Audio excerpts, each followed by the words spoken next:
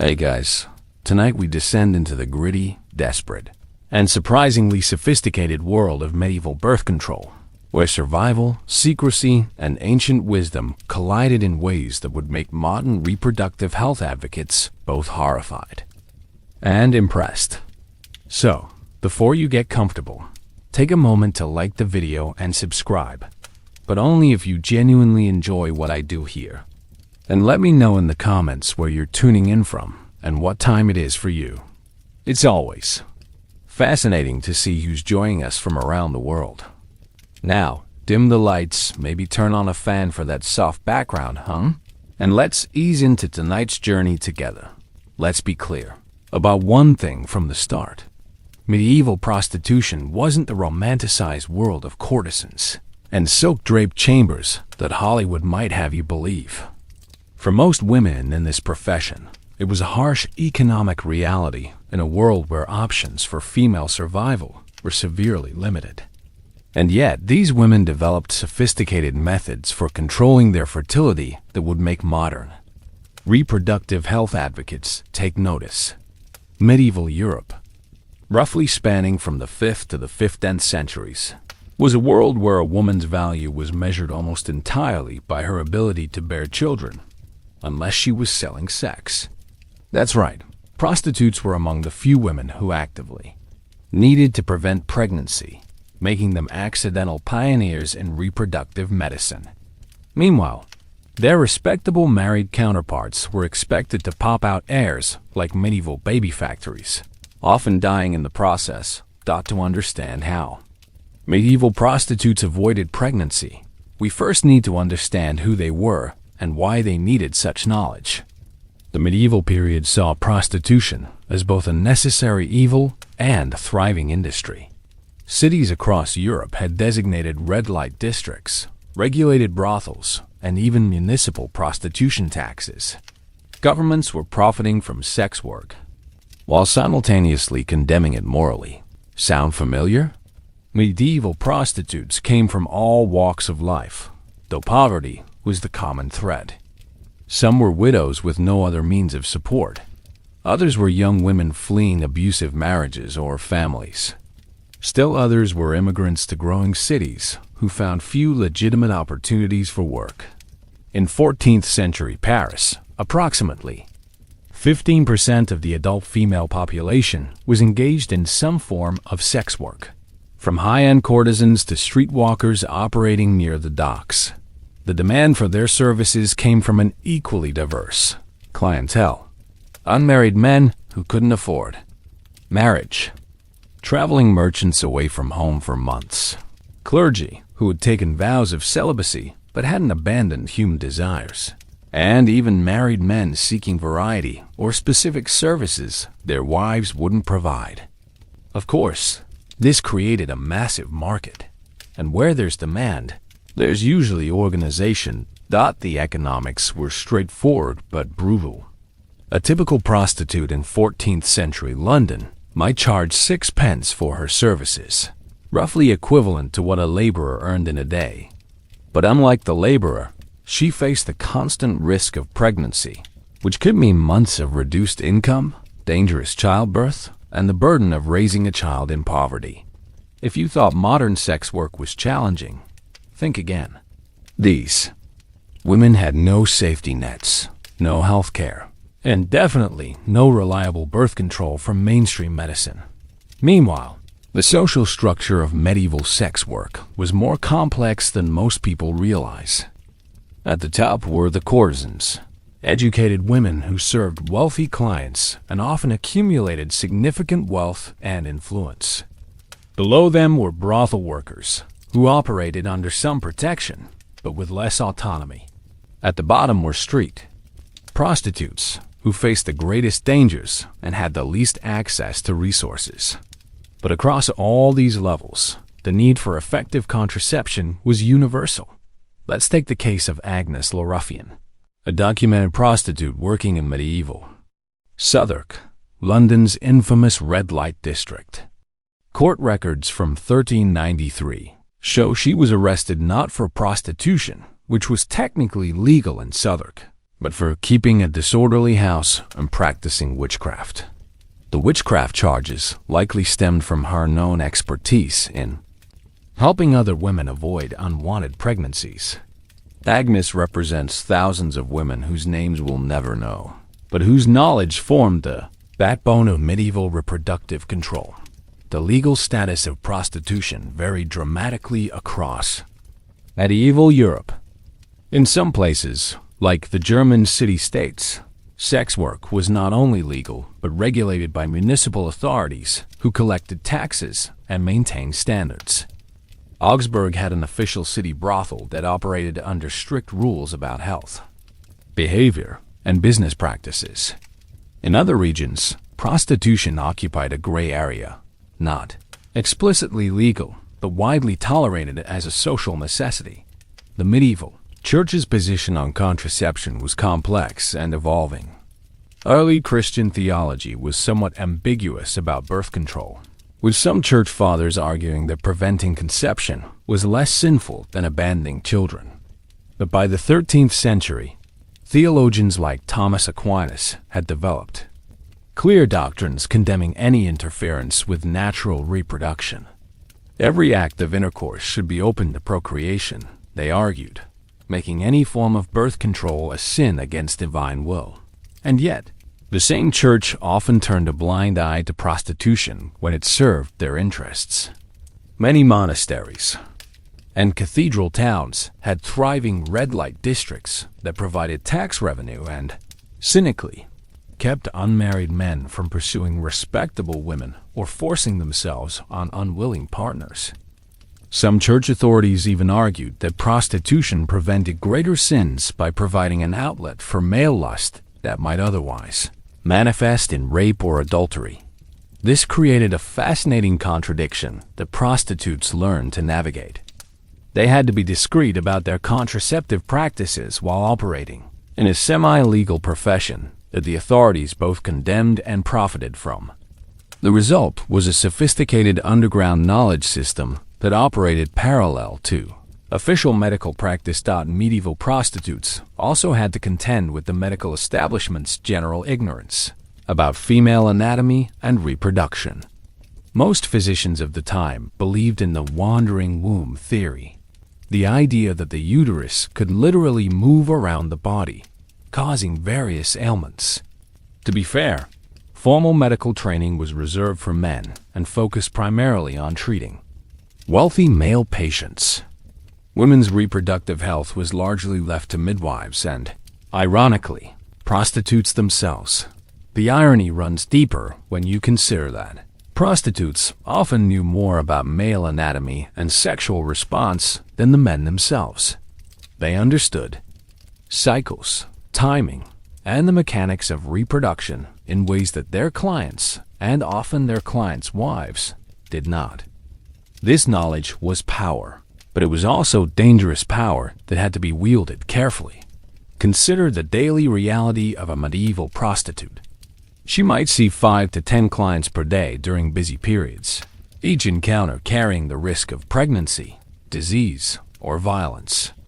She had to maintain her health and appearance to continue working, manage her finances without banking services, and protect herself from both predatory clients and hostile authorities.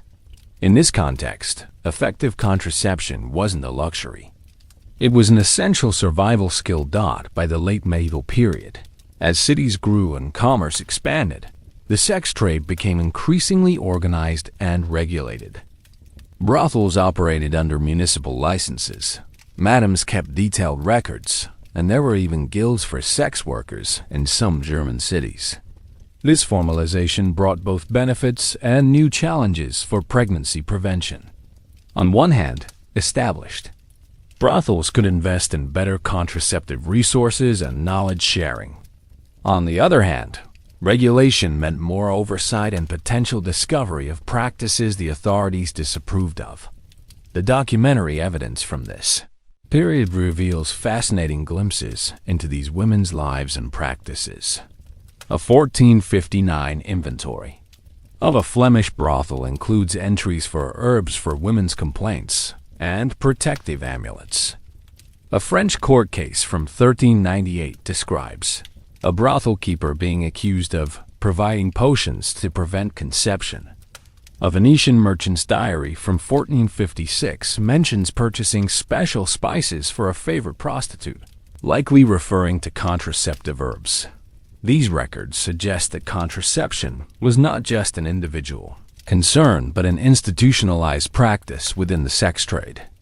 Successful brothels made contraception part of their business model, understanding that pregnant workers were less profitable workers.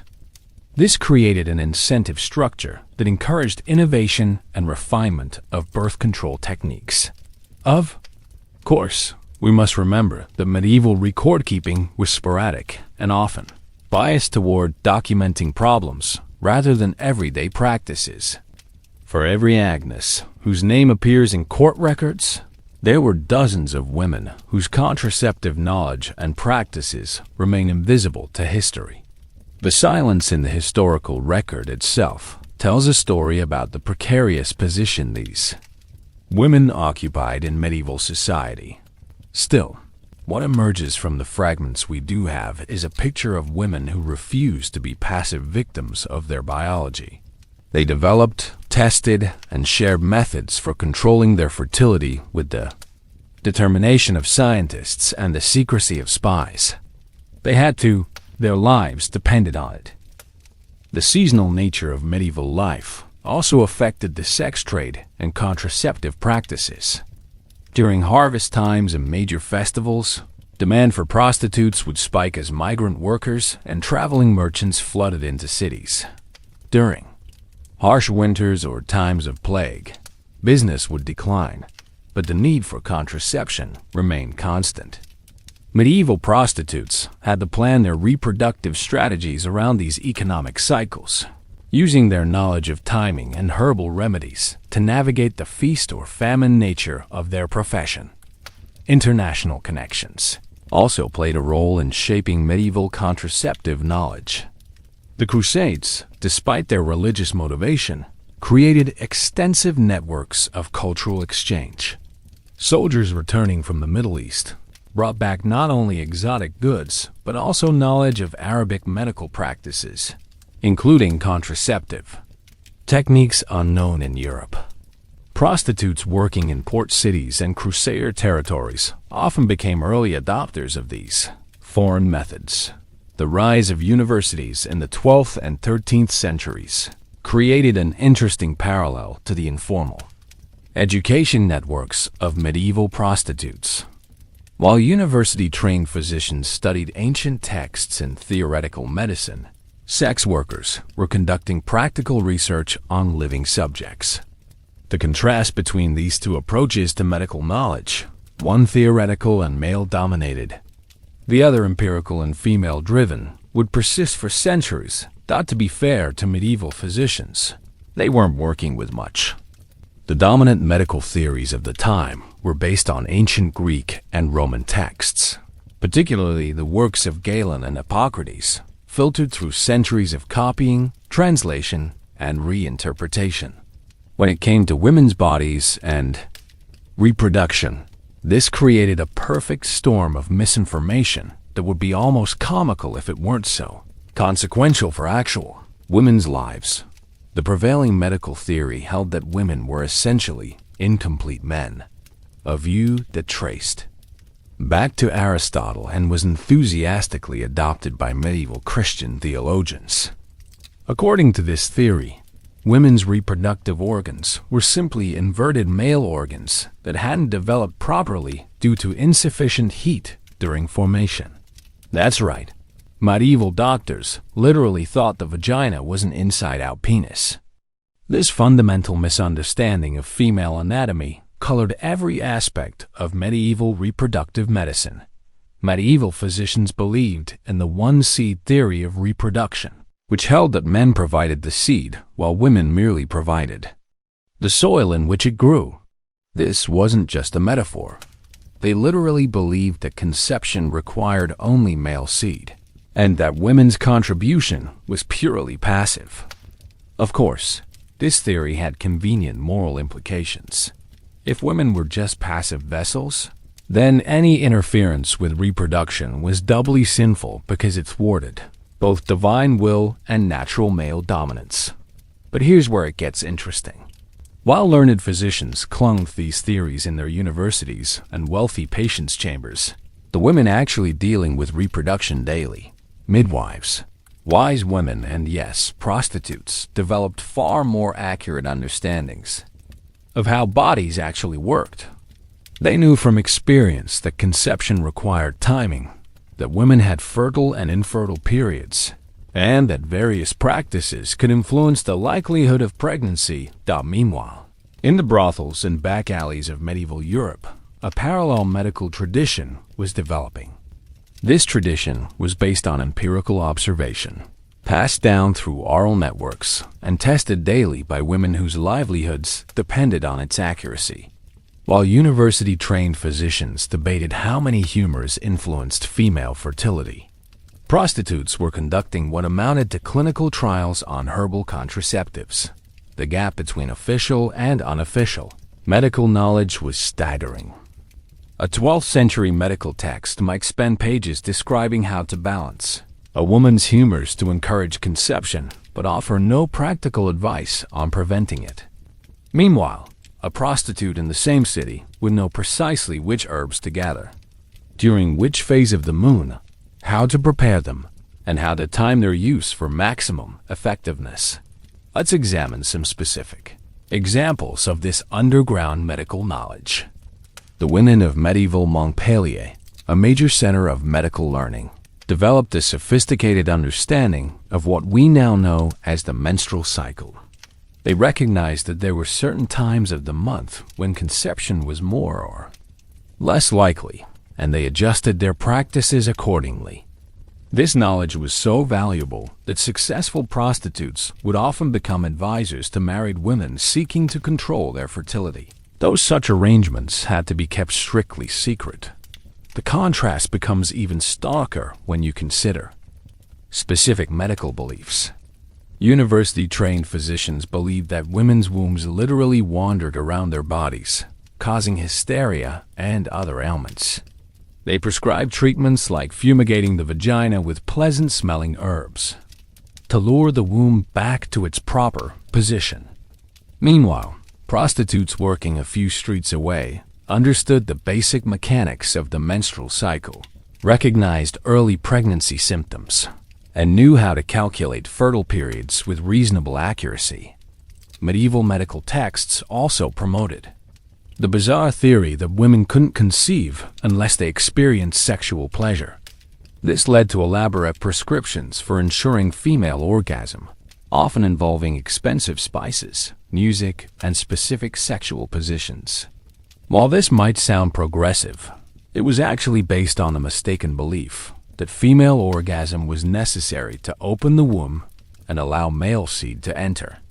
Prostitutes, who dealt with the reality of male sexuality daily, understood that pregnancy could occur regardless of female pleasure, knowledge that was both practically useful and depressingly accurate. Medieval prostitutes also understood the connection between nutrition and fertility in ways that wouldn't be formally recognized by medicine for centuries. They knew that malnourished women were less likely to conceive and more likely to miscarry. Some deliberately maintained marginal diets during particularly busy periods, effectively using controlled malnutrition as a form of contraception. And yet, they also understood the dangers of this practice and would adjust their nutrition when they could afford to do so. The herbal knowledge these women possessed was genuinely impressive. They knew that certain plants could interfere with ovulation, others could prevent implantation, and still others could induce early miscarriage. Queen Anne's lace, or wild carrot, was widely known as an effective postcoital contraceptive. Tansy could induce abortion when consumed in sufficient quantities, though it was also dangerously toxic. Pennyroyal was another abortifacient, though it too carried significant risks. What's remarkable is how this knowledge was organized and transmitted. Medieval prostitutes developed elaborate systems for sharing information while maintaining secrecy. New women entering the profession would be taught not just the practical skills of their trade, but also the essential knowledge of pregnancy prevention. Experienced prostitutes would mentor newcomers, creating informal apprenticeships that ensured knowledge continuity. The quality control in this system was impressive. Women would test remedies on themselves and carefully observe the results. Failed methods would be abandoned or modified, while successful ones would be refined and standardized. This wasn't random folk medicine. It was systematic, empirical research conducted by women, whose lives depended on the results. If you thought medieval understanding of anatomy was limited to external observation, you'd be partly right. But prostitutes had practical knowledge of internal anatomy that came from necessity. They understood the connection between the cervix and fertility, knew how to examine themselves for signs of pregnancy or disease, and could often detect problems that formally trained physicians would miss entirely. Consider the case of Isabella de Fortibus, a high-end courtesan working in 13th century Paris. While not technically a prostitute in the street-walking sense, she operated in the gray area between courtesan and kept woman, serving wealthy merchants and minor nobility. Isabella kept detailed records of her menstrual cycles, noting which clients she saw during different phases and tracking any pregnancies that occurred despite her precautions. This personal research allowed her to refine her contraceptive practices over time, achieving what modern statistics would recognize as an impressive success rate. Medieval prostitutes also developed psychological and behavioral contraceptive methods that wouldn't look out of place in a modern family planning clinic. They understood that stress could affect fertility and learned to use this knowledge strategically. They knew that certain sexual positions were more or less likely to result in conception. They recognized that timing intercourse in relation to menstrual cycles could significantly impact pregnancy rates. The social organization of this knowledge was as important as its content. Successful prostitutes who accumulated wealth and respect would often transition into roles as brothel keepers or advisors. In these positions, they would continue to develop and share contraceptive knowledge, creating institutional memory that could survive individual women leaving or dying. By the 13th century, some of this unofficial knowledge was beginning to influence formal medicine, though always indirectly and rarely with proper attribution. Physicians working in areas with large prostitute populations would sometimes incorporate folk remedies into their practice, though they would never acknowledge their sources. Medical texts began to include contraceptive remedies, usually disguised as treatments for regulating women's courses or restoring natural balance. The famous medical school at Salerno, which was unusual for admitting women students, shows evidence of this knowledge transfer. Several Salernitan medical texts include contraceptive remedies that bear striking similarities to practices known to have been used by prostitutes in southern Italian cities. While the texts carefully avoid mentioning their sources, the similarities are too precise to be coincidental. Still, the gap between official and practical knowledge remained enormous. A medieval physician might prescribe elaborate combinations of rare spices and precious metals to treat female hysteria, while a prostitute knew that a simple herbal tea could effectively prevent the pregnancy that might have caused the hysteria. In the first place, the irony deepened when you considered that many physicians, wives and daughters likely received better reproductive care from local wise women, often former or current prostitutes, than from their husbands and fathers. The formal medical establishment's ignorance of women's bodies meant that even wealthy women often relied on the same underground knowledge networks that served the poorest prostitutes. And yet, the dangers were real. Without modern understanding of dosage, drug interactions, or individual biological differences, medieval contraceptive practices could be lethal. Women died from toxic herbs, botched procedures, and infections. but they also died from unwanted pregnancies, childbirth complications, and poverty. In their calculations, the risks of contraception often seem preferable to the certainty of destitution. This underground medical tradition represented one of history's great ironies. The women's society deemed least respectable possessed some of its most advanced reproductive knowledge. They were conducting scientific research centuries before the scientific method was formally codified, creating medical networks decades before universities would acknowledge women's intellectual capabilities, and developing public health protocols generations before governments would recognize their responsibility for citizen welfare. Medieval prostitutes also had access to international medical knowledge through their clients. Merchants returning from the Silk Road brought exotic herbs and foreign medical practices. Crusaders carried stories of Arabic medical techniques. Sailors shared remedies learned in distant ports. This cosmopolitan knowledge base gave sex workers access to a broader range of contraceptive options than was available to most medieval women. The role of Jewish physicians in medieval contraceptive knowledge deserves special mention. Jewish medical traditions, influenced by Arabic learning and less constrained by Christian theological restrictions on family planning, sometimes included more sophisticated approaches to fertility control. Jewish physicians working in mixed communities occasionally shared this knowledge with Christian patients, including prostitutes, creating another channel for medical innovation. Let's be honest about what we're dealing with here. Medieval prostitutes developed what amounted to the world's first systematic contraceptive program, and they did it without laboratories, clinical trials, or peer-reviewed journals. What they had instead was something perhaps more valuable: immediate feedback on what worked and what didn't, and the dire necessity that comes from knowing your economic survival depended on mastering these techniques. The herbal arsenal that medieval prostitutes employed would impress any modern botanist.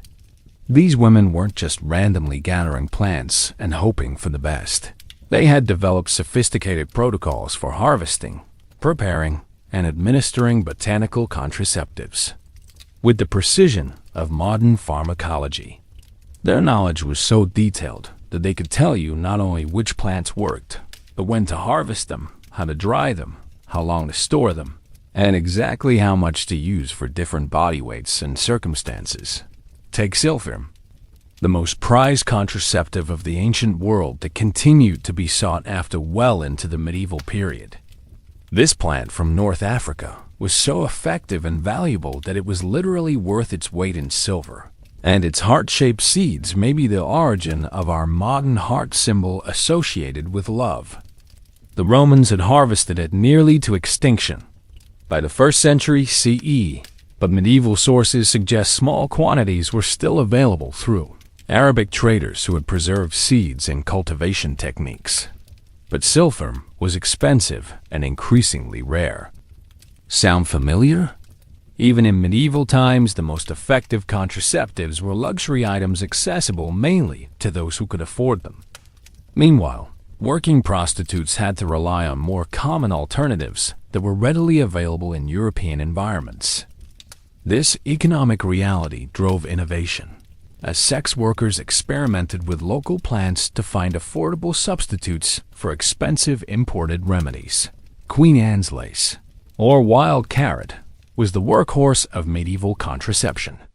Medieval prostitutes knew to harvest the seeds immediately after flowering, when the plant's contraceptive compounds were at their peak concentration.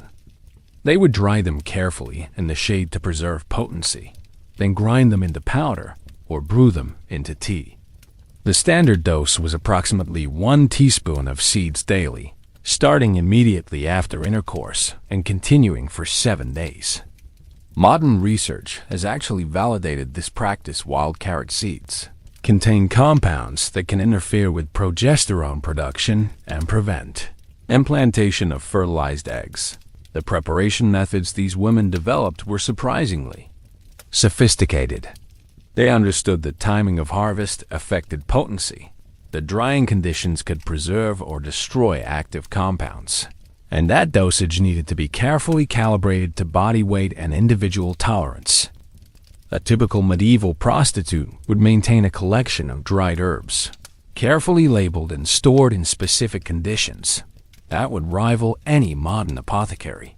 Rue, known as the herb of grace in religious contexts, was ironically one of the most commonly used contraceptive plants. Medieval prostitutes would brew it into teas, create poultices for topical application, or even wear it as an amulet.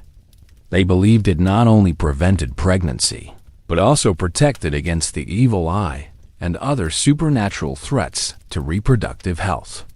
The plant contains compounds that can indeed interfere with pregnancy, though it can also cause severe dermatitis and internal bleeding when used improperly. To be fair, not all of their methods would pass modern safety standards. Tansy, while effective at preventing pregnancy, could also cause severe liver damage or death if taken in excessive quantities.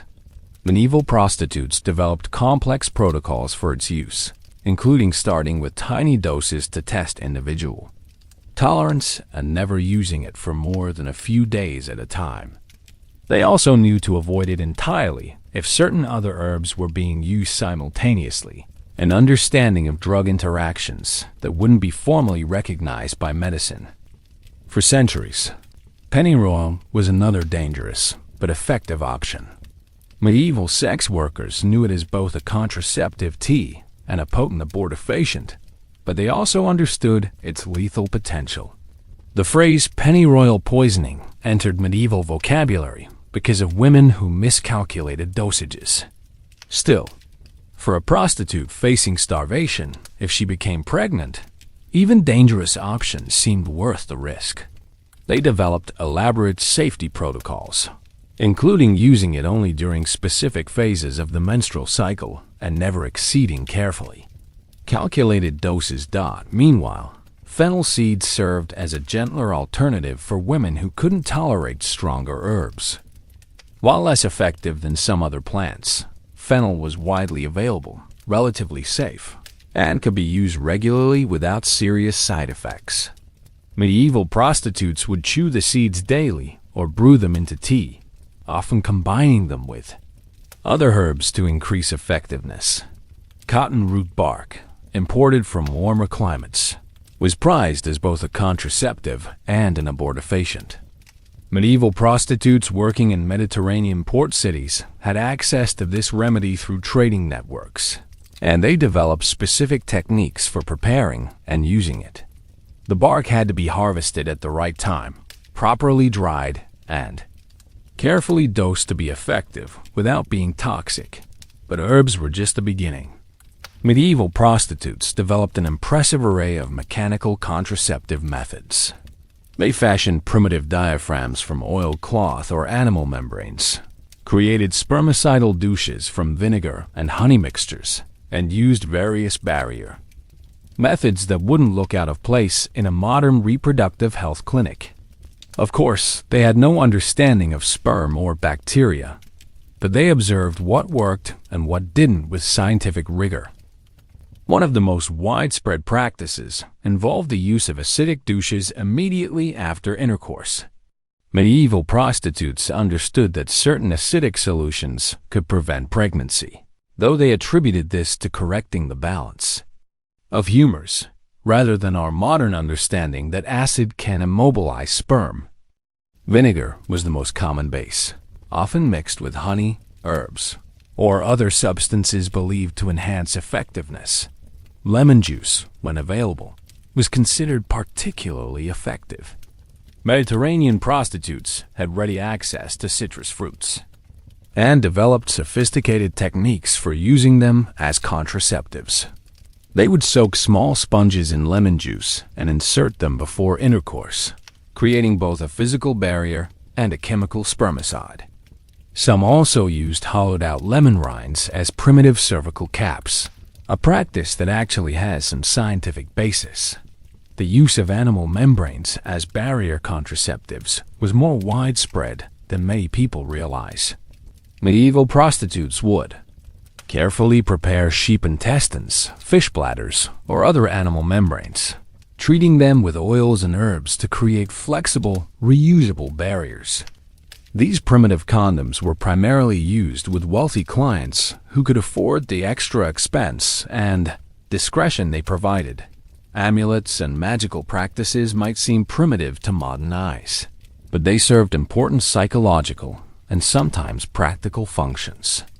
Many medieval prostitutes wore jewelry containing specific stones or herbs believed to prevent pregnancy. While the magical properties were likely non-existent, some of these items contained plant materials that could be absorbed through the skin or inhaled, potentially providing some contraceptive benefit. The international trade networks that connected medieval Europe to Asia and Africa brought exotic contraceptive options to those who could afford them. Asafoetida from Central Asia was prized as both a contraceptive and an abortifacient, though its powerful smell made it unsuitable for discreet use.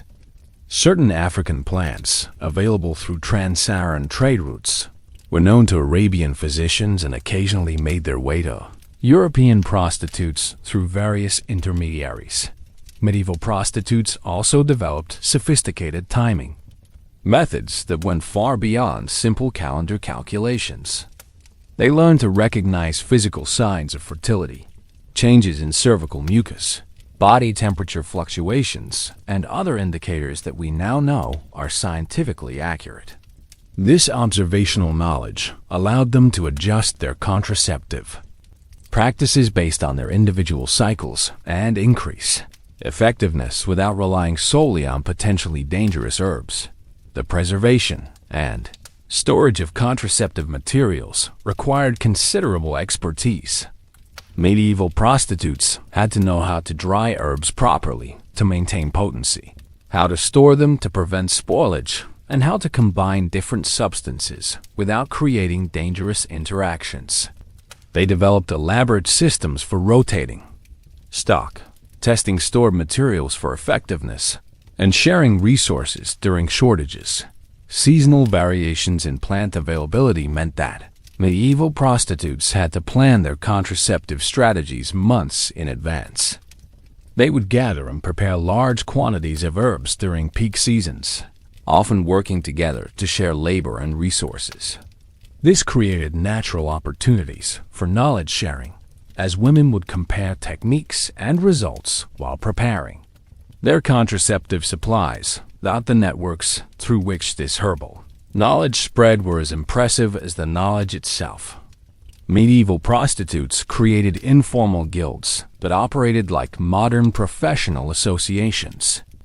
New members were taught not just the basics of their trade, but also the essential skills of plant identification, herb preparation, and dosage calculation.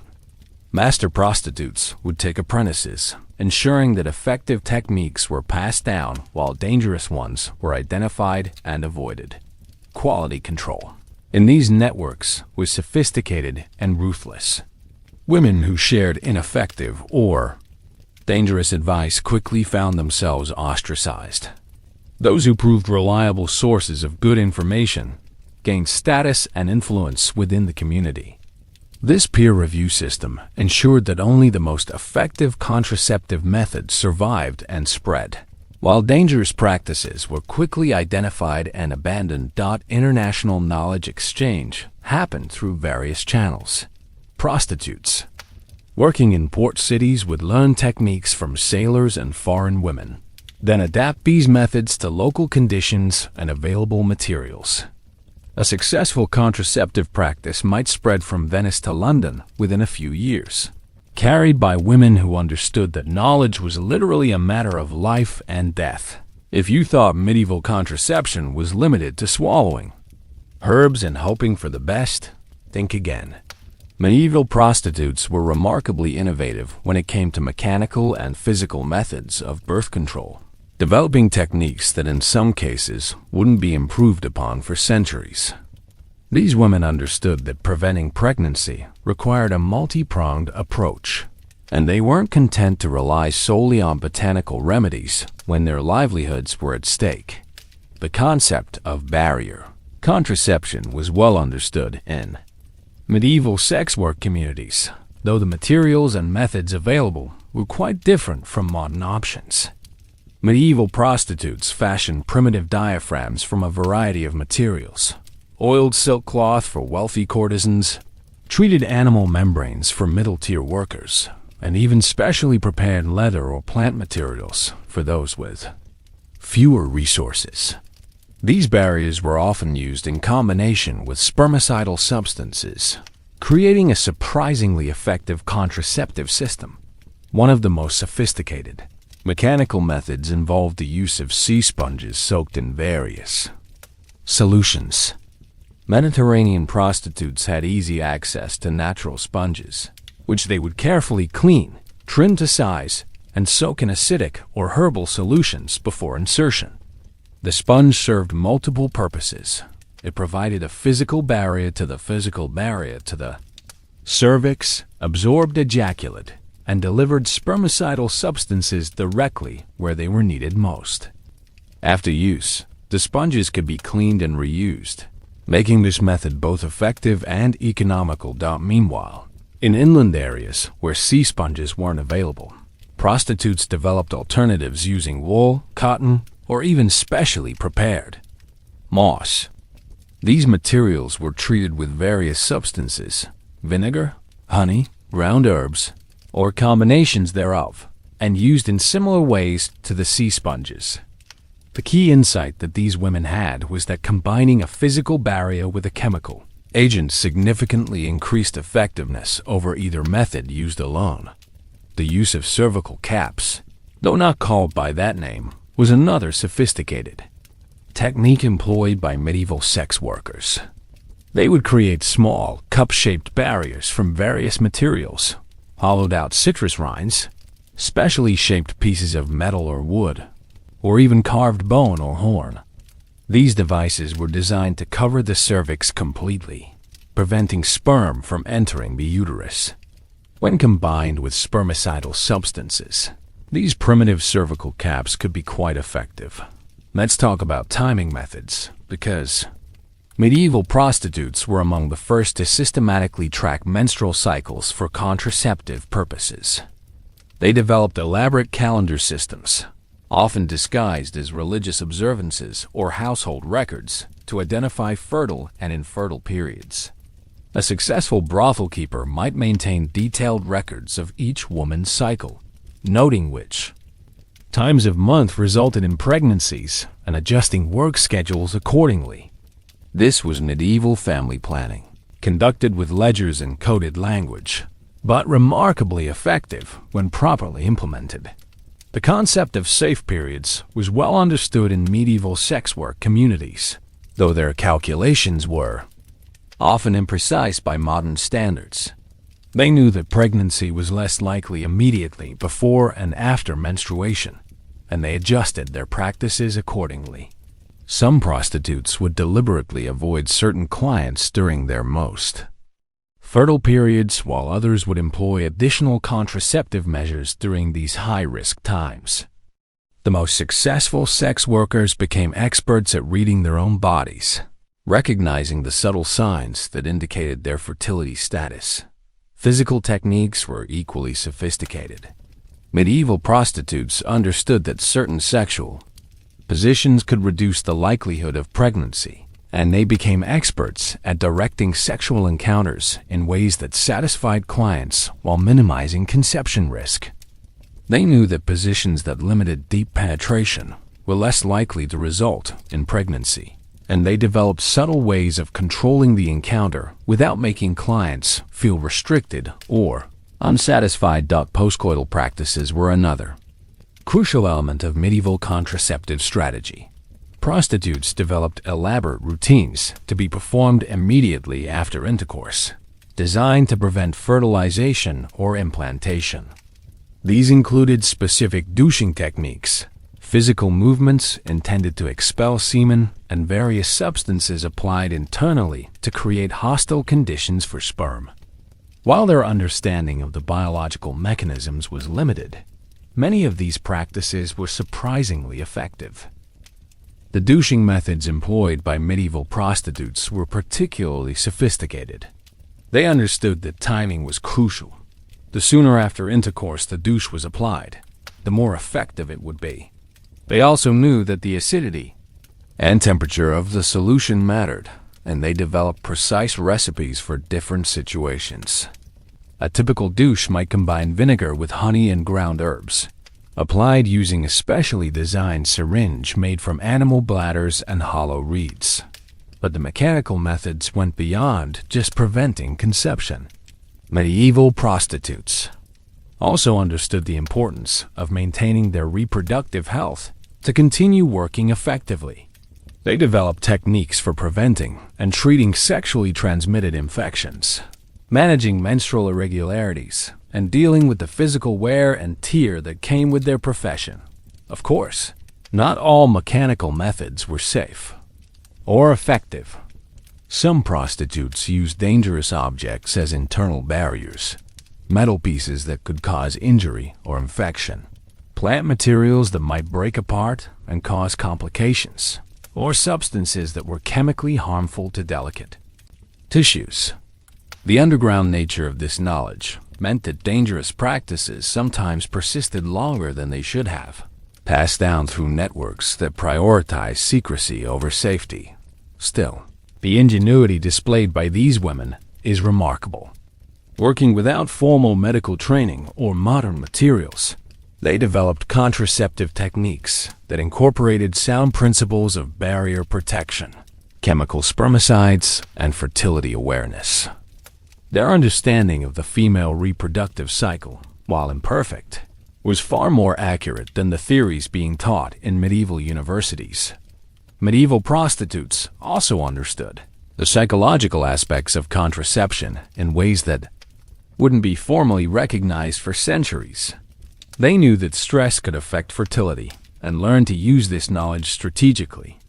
During particularly stressful periods, times of war, plague, or economic hardship, they observed that pregnancy rates naturally declined, and they adjusted their other contraceptive practices accordingly.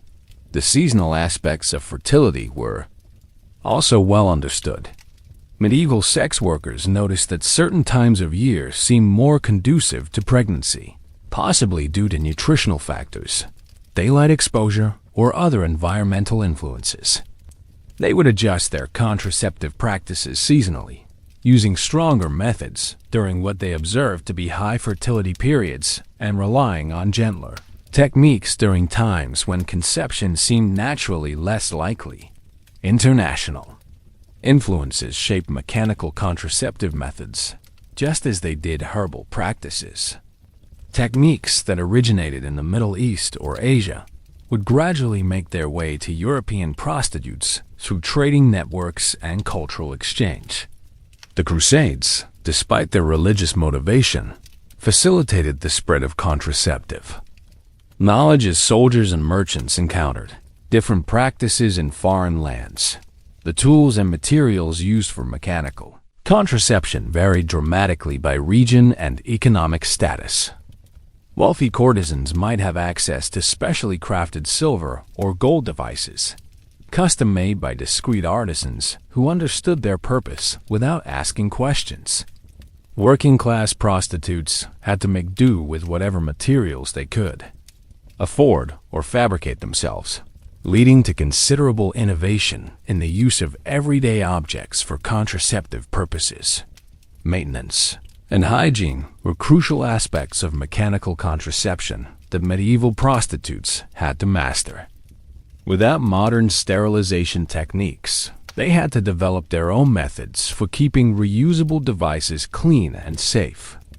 This included boiling in herbal solutions, treating with vinegar or other acidic substances, and storing devices in conditions that would prevent harmful bacterial growth.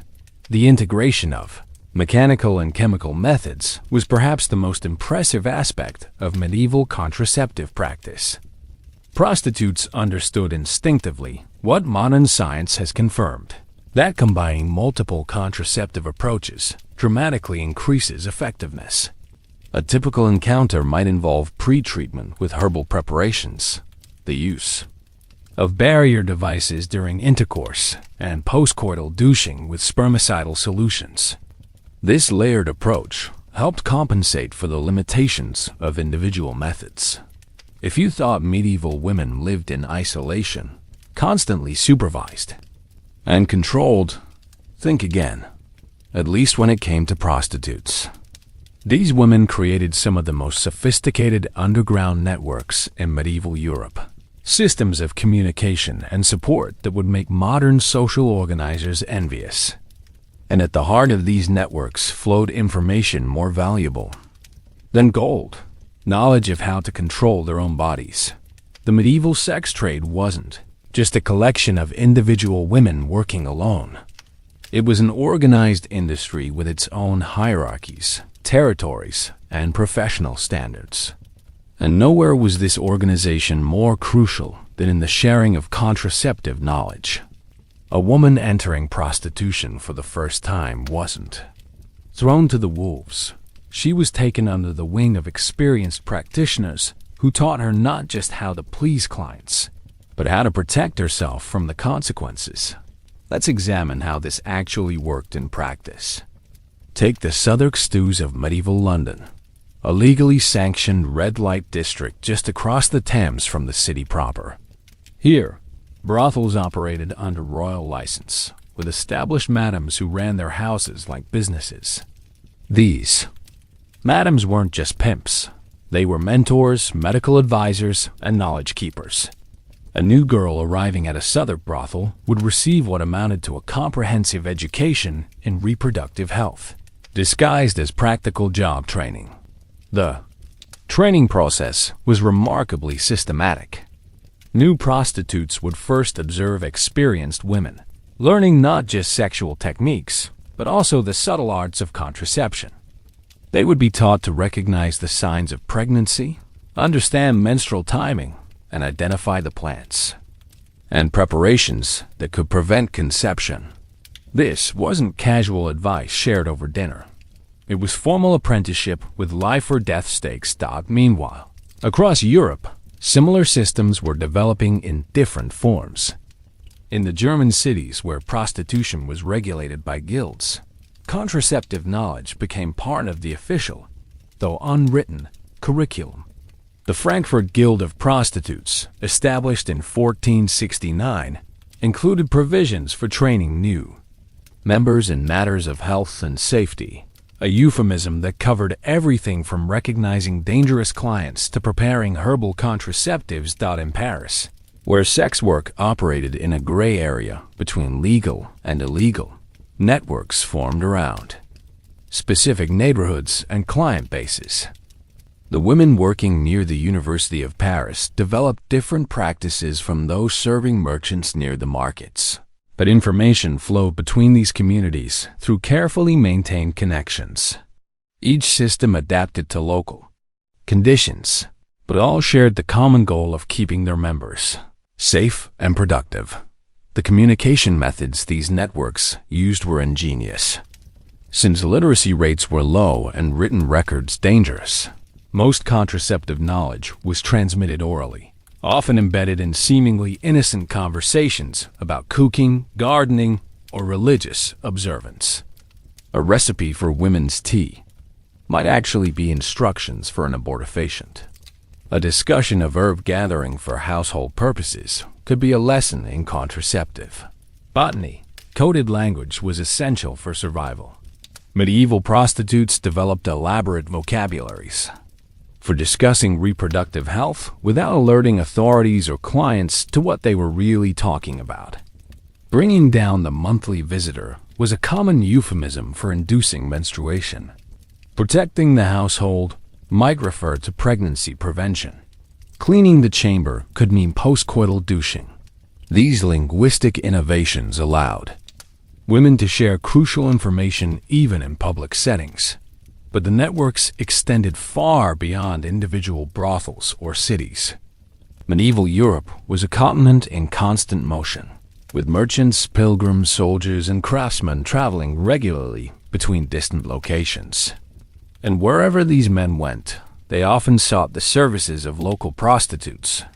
This created an informal communication system that spanned continents, as sex workers learned techniques from clients who had encountered different practices in distant lands.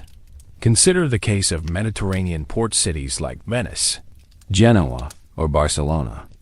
These were cosmopolitan centers where prostitutes regularly encountered sailors and merchants from across the known world. A Venetian prostitute might learn about contraceptive techniques from Arabic traders, African sailors, or Byzantine merchants. She would then adapt these methods to local conditions and share them with her colleagues, creating a constant flow of innovation and knowledge exchange. The international nature of this knowledge network is evident in the surprising similarity of contraceptive practices across medieval Europe. The same plants appear in folk remedies from England to Sicily, often with nearly identical preparation methods. This wasn't coincidence. It was the result of systematic knowledge sharing across vast distances, facilitated by women who understood that survival depended on staying informed about the latest and most effective techniques. Religious institutions, ironically, often facilitated these networks without realizing it. Pilgrimages brought together people from across Europe, creating opportunities for prostitutes working pilgrimage routes to share information. The Great Pilgrimage to Santiago de Compostela, for instance, created a corridor of knowledge exchange that stretched from the Pyrenees to the Atlantic. Religious festivals and market days provided cover for meetings that might otherwise attract unwanted attention. Even convents sometimes served as informal communication hubs, as former prostitutes who had reformed maintained contact with their old networks. These women, now officially respectable, could serve as bridges between the underground world of active sex work and the broader community of women seeking reproductive knowledge. Some reformed prostitutes became midwives or wise women, using their contraceptive expertise to serve married women while maintaining their connections to the sex trade. The quality control mechanisms within these networks were sophisticated and ruthless. Women who shared ineffective or dangerous advice quickly found themselves ostracized. Those who proved reliable sources of good information gained status and influence within the community. This peer review system ensured that only the most effective contraceptive methods survived and spread, while dangerous practices were quickly identified and abandoned. Let's look at a specific example. The case of Marguerite Le Sage, a documented brothel keeper in 14th century Avignon. Court records show that she was prosecuted not for running a brothel, which was legal, but for teaching unnatural practices to young women. The charges likely stemmed from her systematic training of new prostitutes in contraceptive techniques. Testimony from the trial reveals that Marguerite maintained detailed knowledge of herbal preparations, timing methods, and mechanical techniques, which she passed on to women working in her establishment. To be fair, the secrecy required by these networks also created problems.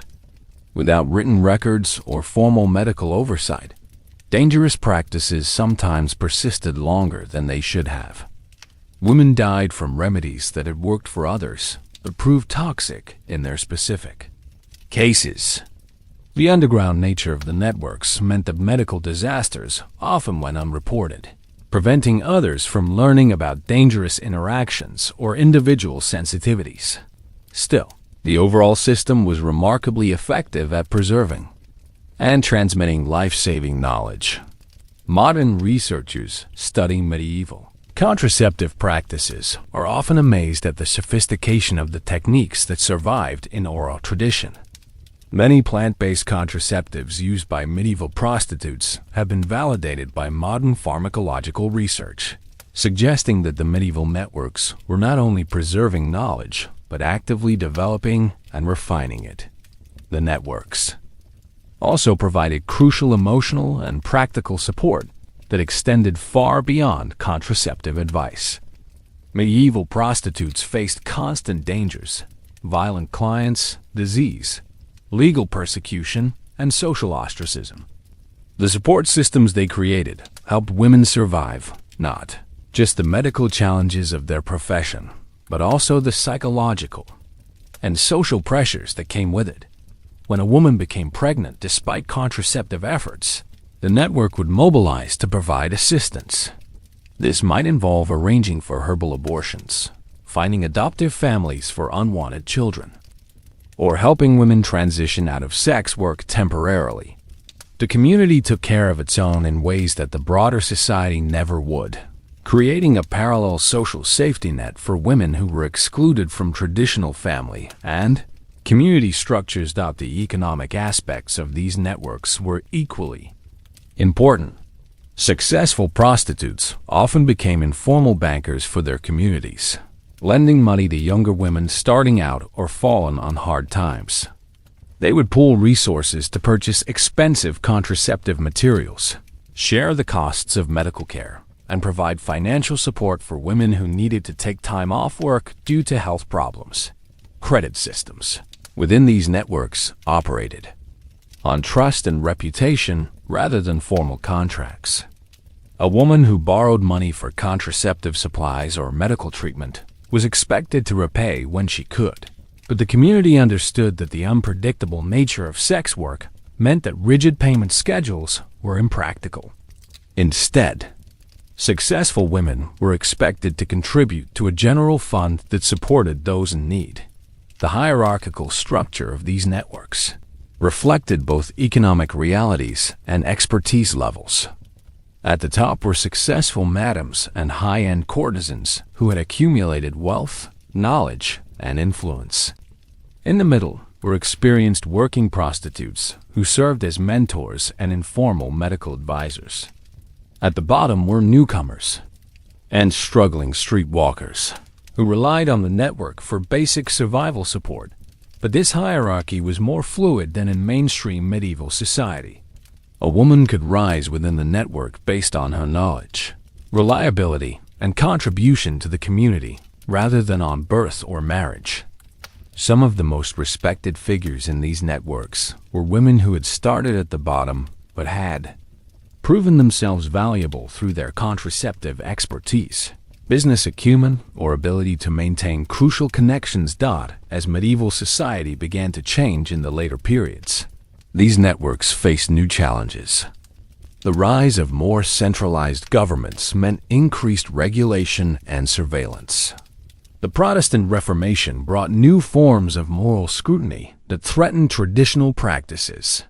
The growth of printed books meant that some contraceptive knowledge could finally be written down, but it also meant that dangerous or incorrect information could spread more rapidly than before. The networks also had to adapt to changing economic conditions. As urban centers grew and trade expanded, the sex industry became more commercialized and competitive.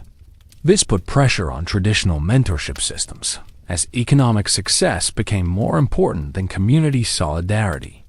Some networks fragmented, as successful women focused on their own advancement rather than supporting the broader community. By the Renaissance, many of the informal networks that had sustained medieval prostitutes were breaking down or transforming into different kinds of organizations.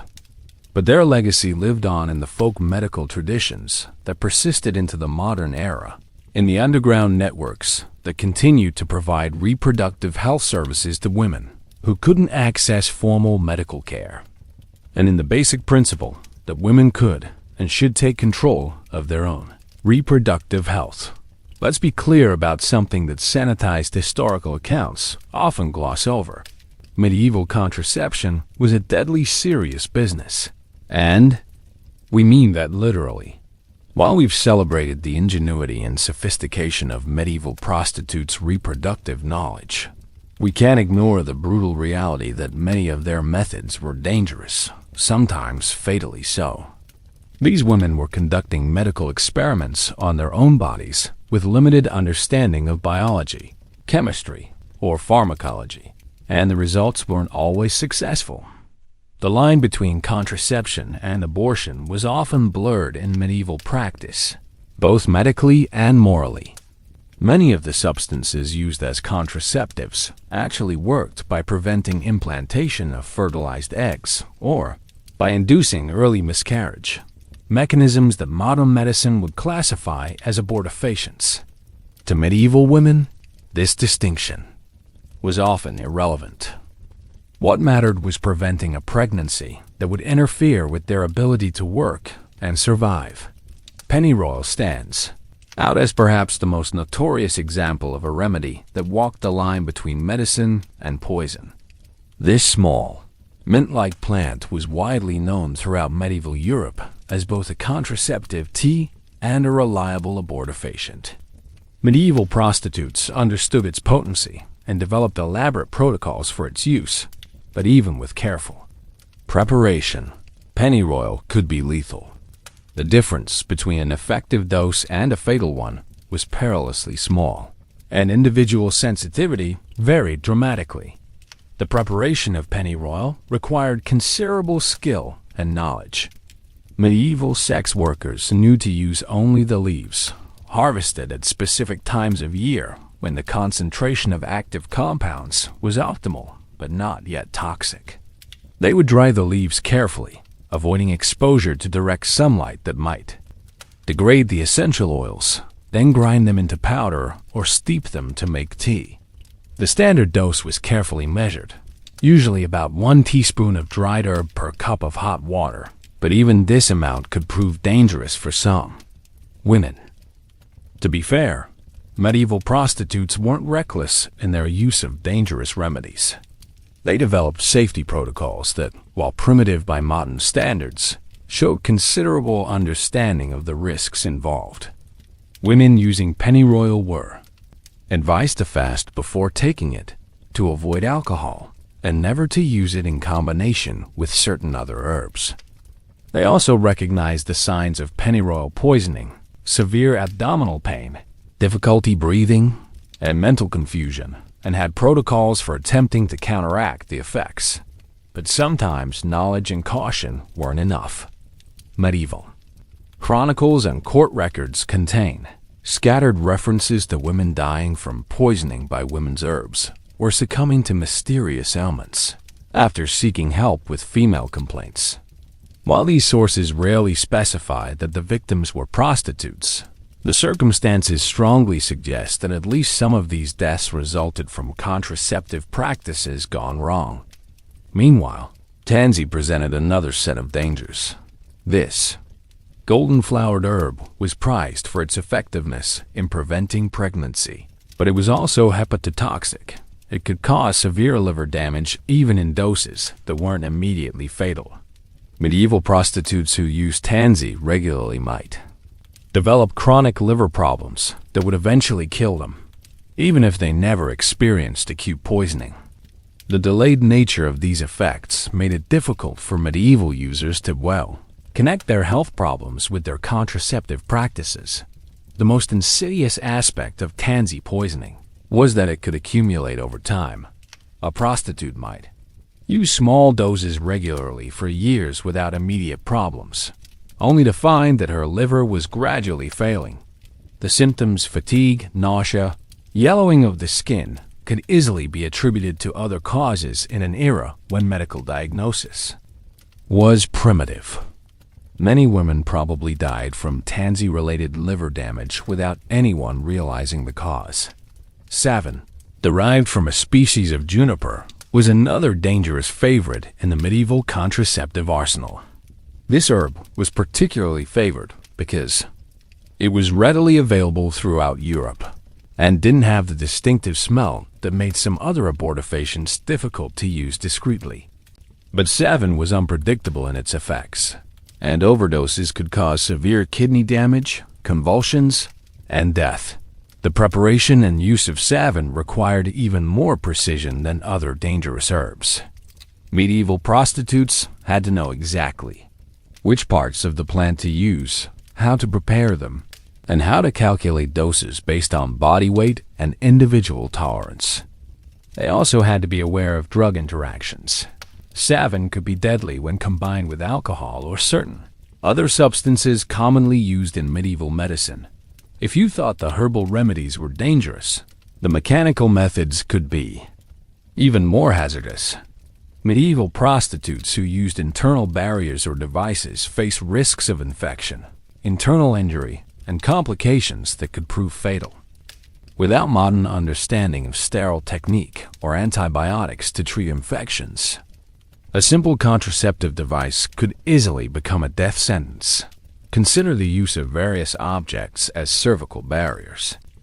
While some prostitutes had access to specially crafted devices made from appropriate materials, others had to make do with whatever they could find or afford. Court records from medieval Paris describe a case where a prostitute died from internal injuries caused by using a sharpened piece of wood as a contraceptive device. Similar cases probably occurred regularly, but went unreported or were attributed to other causes. Infections were another constant threat. The medieval understanding of disease transmission was limited, and the connection between cleanliness and health wasn't fully appreciated. Reusable contraceptive devices, even when cleaned according to medieval standards, could harbor dangerous bacteria that would cause life-threatening infections. Symptoms might not appear for days or weeks after use, making it difficult to identify the cause. The acidic douches favored by many medieval prostitutes carried their own risks. While diluted vinegar or lemon juice could be relatively safe when used occasionally, repeated use of strong acids could cause chemical burns, chronic irritation, and tissue damage that increased vulnerability to infection. Some women developed chronic health problems from overuse of acidic douches, including painful scarring that made continued work difficult or impossible. But perhaps the most tragic aspect of medieval contraceptive dangers was the lack of medical recourse when things went wrong. A prostitute who experienced complications from contraceptive use couldn't simply visit a doctor or hospital for treatment. Her profession made her a social outcast, and admitting to using contraceptives would have been tantamount to confessing to sinful behavior. Many women probably died from treatable complications simply because they couldn't or wouldn't seek medical help. The underground nature of contraceptive networks, while essential for preserving and sharing knowledge, also created conditions where dangerous practices could persist unchecked. Unlike formal medical practice, which had some mechanisms for identifying and correcting errors, the secretive world of medieval contraception relied entirely on informal quality control that wasn't always effective. Women who shared dangerous advice might not realize the harm they were causing, especially if the negative effects were delayed or attributed to other causes. A remedy that worked for one woman might be deadly for another due to individual differences in metabolism, pre-existing health conditions, or interactions with other substances. Without systematic record-keeping or formal research protocols, these patterns of danger were difficult to identify and address. Still, it's important to recognize that medieval prostitutes weren't ignorant of the risks they faced. They developed elaborate systems for testing new remedies, starting with tiny doses and carefully observing effects before recommending them to others. They also maintained knowledge of antidotes and treatments for poisoning, passing down folk remedies that might counteract the effects of dangerous herbs. The social costs of contraceptive dangers extended beyond individual women to the networks that supported them. When a respected member of a prostitute community died from contraceptive complications, it didn't just represent a personal tragedy. It meant the loss of valuable knowledge and experience that had taken years to accumulate. These networks had to constantly rebuild their expertise as experienced members died or left the profession. Economic pressures often forced women to take greater risks than they might have preferred. A prostitute who was struggling financially might use cheaper, more dangerous remedies instead of safer but more expensive alternatives.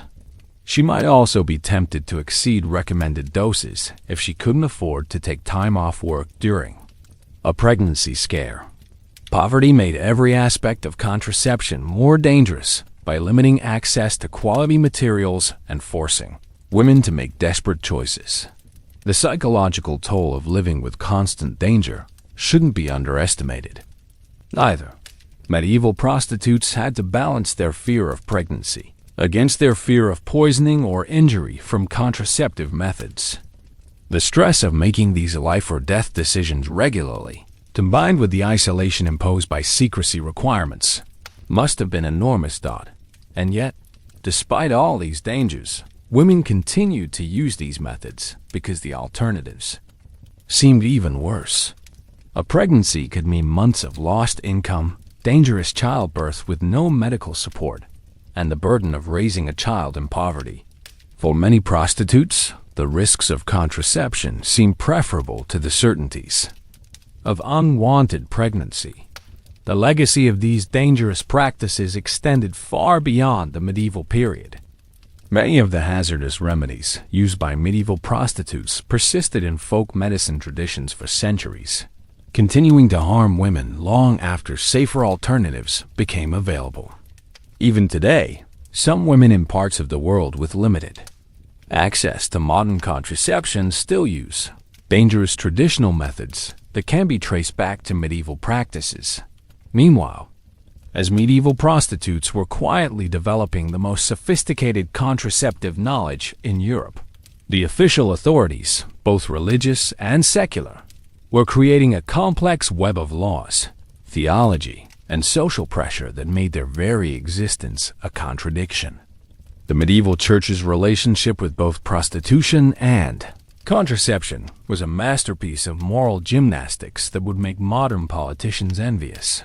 Let's talk about the church's official position first, because it was both clearer and more hypocritical than you might expect. By the 13th century, Catholic doctrine had crystallized around Thomas Aquinas' teachings on reproduction.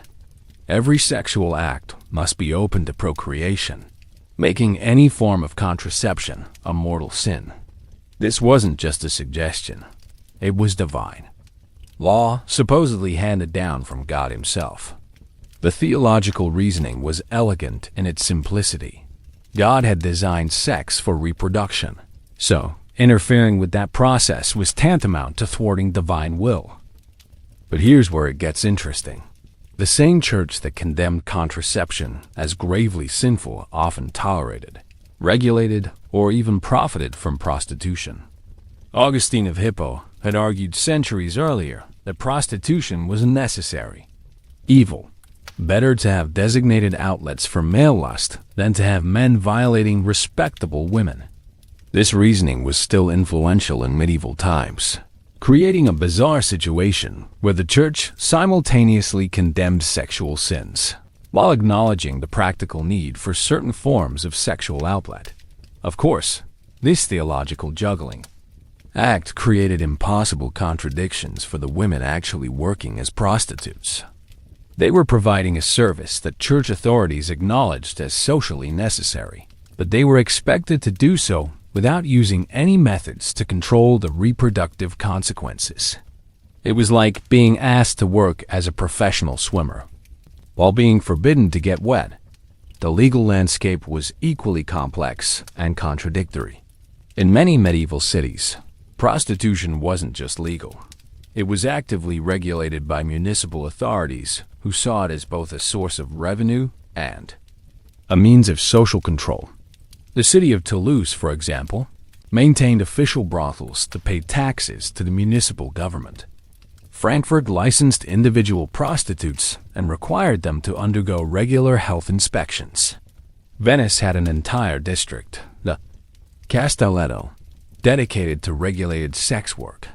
But even in places where prostitution was legal, contraception remained officially forbidden. This created a legal paradox where authorities simultaneously required women to work as prostitutes while forbidding them to use the methods necessary to continue working effectively. It was a setup designed to ensure that women remained trapped in cycles of pregnancy, poverty, and desperation. The enforcement of contraception laws was sporadic and selective, often reflecting local politics more than religious principle. A prostitute might be prosecuted for witchcraft if she became too successful or visible, with contraceptive knowledge serving as convenient evidence of supernatural evil. But the same practices might be overlooked entirely if they were discreet and didn't threaten established power structures. Consider the case of Jeanne de Brigue, a successful brothel keeper in 14th century Paris. She operated openly for decades, paying taxes and maintaining good relationships with local authorities. But when political winds shifted and new officials wanted to demonstrate their moral credentials, Jeanne was suddenly prosecuted for corrupting young women with unnatural practices. The charges specifically mentioned her teaching of contraceptive methods, transforming what had long been tolerated into criminal behavior overnight. To be fair, some church officials were genuinely conflicted about these issues. There's evidence that certain priests and monks quietly supported contraceptive practices, recognizing the impossible situation that official doctrine created for women. Some confession manuals from the period suggest lighter penances for contraceptive sins than for other sexual transgressions, hinting that some clergy understood the desperation that drove these practices. But the official church position remained inflexible, creating a culture of secrecy and shame around reproductive health that persisted for centuries. Women who sought contraceptive knowledge had to operate outside official channels, creating underground networks that were vulnerable to persecution and exploitation. The intersection of law, theology, and medicine created particularly complex problems for medieval prostitutes. When contraceptive practices failed and women sought help with unwanted pregnancies, they entered an even more dangerous legal and spiritual territory. Abortion was explicitly forbidden by church law and increasingly by secular authorities, but the line between contraception and abortion was often unclear in practice. Medieval legal documents revealed the linguistic gymnastics that authorities used to address these issues. Court records often refer to restoring natural courses or correcting irregularities rather than explicitly mentioning contraception or abortion. This coded language allowed authorities to acknowledge the reality of these practices without explicitly endorsing them, creating a legal gray area that could be interpreted different ways depending on circumstances. The concept of quickening, the moment when fetal movement was first felt, played a crucial role in both legal and theological approaches to reproductive control. Many authorities, following ancient precedents, distinguished between interventions before and after quickening. Practices that prevented conception or ended pregnancy before fetal movement began were often treated less severely than those that occurred later in pregnancy. This timing distinction created opportunities for medieval prostitutes to operate within technical legal boundaries while still controlling their fertility. Herbal remedies that induced miscarriage in the early weeks of pregnancy could be presented as treatments for delayed menstruation rather than abortion, providing a thin but sometimes effective legal cover. Meanwhile, the secular authorities had their own contradictory interests in these matters. On one hand, they wanted to maintain moral authority and stay on good terms with church officials. On the other hand, they had practical interests in maintaining a stable sex trade that provided both tax revenue and social control. This led to inconsistent enforcement that could shift dramatically based on political pressures. Some rulers took a more pragmatic approach to these contradictions. Emperor Frederick II of the Holy Roman Empire, for example, issued laws regulating prostitution that implicitly acknowledged contraceptive practices without explicitly endorsing them. His legal code included provisions for the health and welfare of sex workers that would have been meaningless without some form of fertility control. The guild system that developed in some German cities created another layer of complexity. When prostitutes organized into formal guilds. They gained some legal protections, but also became subject to more systematic regulation. Guild rules often included provisions about health and behavior that indirectly addressed contraceptive practices without explicitly mentioning them. But perhaps the most significant legal development was the gradual emergence of women's courts in some medieval jurisdictions. These were special legal procedures designed to handle cases involving women's health and reproductive issues. While officially neutral, these courts often showed more sympathy for women's practical needs than regular legal proceedings, creating spaces where contraceptive practices might be addressed with less hostility. The enforcement mechanisms available to medieval authorities were limited and often ineffective when dealing with contraceptive practices. Unlike other forms of prohibited behavior, contraception was largely invisible and difficult to prove. Authorities had to rely on informants, confessions, or catching women in the act of preparing or using forbidden remedies. This enforcement challenge created opportunities for corruption and selective prosecution. A woman with money or connections might escape punishment for contraceptive practices, while a poor or unpopular woman might face severe penalties for the same behavior. The arbitrary nature of enforcement added another layer of danger and uncertainty to an already precarious situation. Religious authorities had their own enforcement challenges. The confession system theoretically provided a mechanism for identifying and punishing contraceptive practices, but it relied on voluntary admission of guilt. Many women simply didn't confess to contraceptive activities, either because they didn't consider them sinful or because they feared the consequences of admission. Some confession manuals from the period suggest that priests were instructed to ask specific questions about reproductive practices, indicating that authorities knew these activities were widespread but difficult to detect. But the effectiveness of such interrogation was limited by the privacy of the confessional and the discretion of individual priests. The development of canon law regarding contraception and prostitution also reflected broader changes in medieval society. As centralized authority grew stronger and legal systems became more sophisticated, there was increased pressure to codify and enforce moral standards that had previously been matters of local custom and practice. But this legal evolution also created new opportunities for resistance and evasion. As laws became more specific, they also created clearer boundaries that could be carefully skirted. Medieval prostitutes became experts at operating within legal technicalities, using the precision of new laws to find safe spaces for prohibited practices. The international nature of medieval trade and politics also complicated enforcement efforts. A prostitute who was persecuted in one jurisdiction could often find refuge in another, where attitudes were more tolerant or enforcement was less vigorous. This geographic mobility created networks of information and support that transcended political boundaries.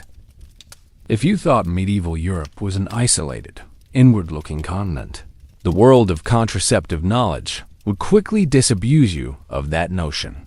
Medieval prostitutes were among the most internationally connected people of their time, and their networks of knowledge exchange spanned continents, cultures, and civilizations in ways that would make modern globalization enthusiasts envious. The reason for this international connectivity was simple. Men traveled, and wherever men traveled, they sought the services of local women. But what's fascinating is how these encounters became vehicles for medical and technological exchange. A merchant returning from the Silk Road wouldn't just bring back spices and silks. He might also carry stories of contraceptive techniques observed in distant lands. A crusader knight might describe Arabic medical practices to his favorite prostitute in Paris. A Venetian sailor could share African plant knowledge with sex workers in Mediterranean ports.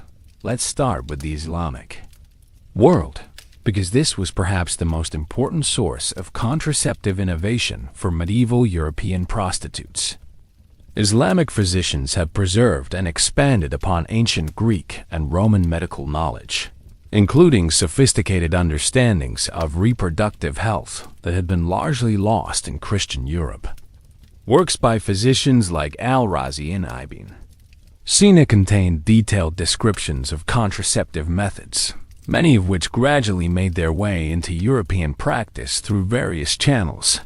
The Crusades, despite their ostensibly religious motivation, created extensive opportunities for medical knowledge exchange.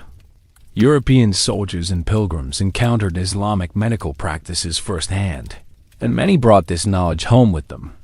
Court records from 12th century France describe a returned crusader being prosecuted for teaching Saracen magic to local women, charges that likely referred to Arabic contraceptive techniques. Meanwhile, the great trading cities of the Mediterranean, Venice, Genoa, Pisa, Barcelona, became crucial nodes in contraceptive knowledge networks. These ports hosted merchants from across the known world, creating cosmopolitan environments where different medical traditions could meet and merge. A Venetian prostitute might encounter contraceptive practices from Byzantium, North Africa, and the Middle East all within a single week. The Mongol conquests of the 13th century, while devastating in many ways, also facilitated unprecedented cultural exchange across Eurasia. The Pax Mongolica created safe trade routes that allowed ideas and practices to flow more freely than ever before. Chinese medical knowledge, including sophisticated understandings of timing-based contraception, began to influence practices in Central Asia and eventually reached Europe through various intermediaries. Spanish prostitutes working in cities like Cordoba and Seville had particular access to diverse contraceptive knowledge due to the unique cultural situation in medieval Iberia. The coexistence of Christian, Islamic, and Jewish communities created opportunities for medical cross-pollination that didn't exist elsewhere in Europe. Jewish physicians, who were less constrained by Christian theological restrictions on reproductive health, often served as intermediaries between Islamic medical knowledge and Christian populations. To be fair, this international knowledge exchange wasn't always beneficial. Some foreign contraceptive practices proved unsuitable for European conditions or populations. Plants that grew readily in tropical climates weren't available in Northern Europe. Methods that worked for women with different genetic backgrounds sometimes proved ineffective or dangerous when adopted by European prostitutes, but the successful adaptations were remarkable. European sex workers proved incredibly skilled at modifying foreign techniques to work with local materials and conditions. An Arabic recipe calling for specific Middle Eastern herbs might be adapted to use European plants with similar properties. A Chinese timing method based on lunar calendars might be modified to work with Christian religious calendars. The Jewish communities scattered across medieval Europe played a particularly important role in preserving and transmitting contraceptive knowledge. Jewish medical traditions, influenced by both Islamic learning and ancient Hebrew texts, often included reproductive health information that wasn't available in Christian sources.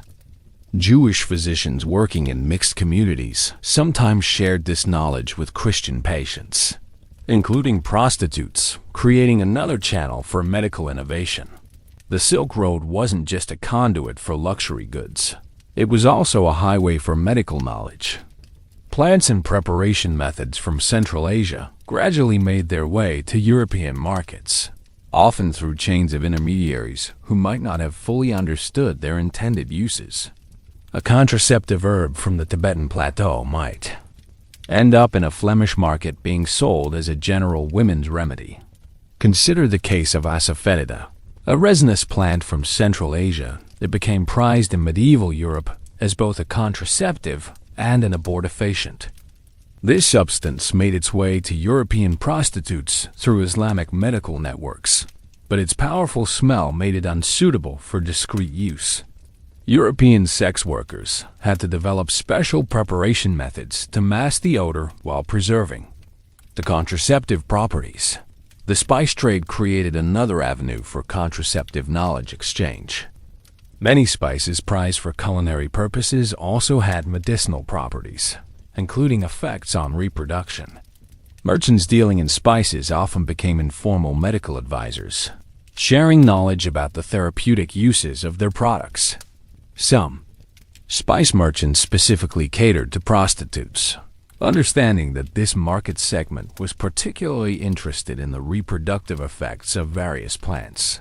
Byzantine medicine, heir to both Greek classical learning and contemporary Islamic innovations, provided another source of contraceptive knowledge for European prostitutes. The Eastern Roman Empire maintained more sophisticated medical traditions than Western Europe, and contact between Byzantine and Western merchants created opportunities for knowledge transfer. The various military campaigns and diplomatic missions of the medieval period also facilitated medical knowledge exchange. Ambassadors, soldiers, and other official travelers often encountered foreign medical practices and brought accounts of them home. Some of these reports found their way to prostitute networks, where they were tested, adapted, and incorporated into local practice. African medical knowledge reached European prostitutes through several channels. The trans-Saharan trade routes brought both African medicinal plants and knowledge of their uses to Mediterranean markets. The Atlantic slave trade, while primarily focused on human trafficking, also inadvertently transported African medical knowledge to European colonies and eventually back to Europe itself. But perhaps the most systematic international exchange of contraceptive knowledge occurred through the networks of international prostitution itself. High-end courtesans often traveled with wealthy clients, creating opportunities to observe and learn foreign practices. Some prostitutes specialized in serving foreign merchants and travelers, developing expertise in the contraceptive methods. Favored by different cultural groups, the Hanseatic League, a powerful trading confederation that dominated Northern European commerce, created another network for contraceptive knowledge exchange. Prostitutes working in Hanseatic cities like Hamburg, Lübeck, and Riga had regular contact with merchants from across Northern and Eastern Europe, facilitating the spread of contraceptive techniques from Scandinavia to Russia. Meanwhile, the growing university system of medieval Europe occasionally served as a conduit for contraceptive knowledge, though this was rarely its intended purpose. Students and scholars who traveled between universities sometimes carried medical knowledge with them, including information about reproductive health. Some of this academic knowledge eventually found its way into prostitute networks through various informal channels. The translation movement that brought Arabic and Greek medical texts into Latin created opportunities for contraceptive knowledge to enter European scholarly discourse, though usually in disguised form. Translators working on medical texts occasionally included information about fertility control, often embedded within discussions of women's health or menstrual regulation. Navigation and shipbuilding advances in the later medieval period expanded the geographic scope of knowledge exchange networks.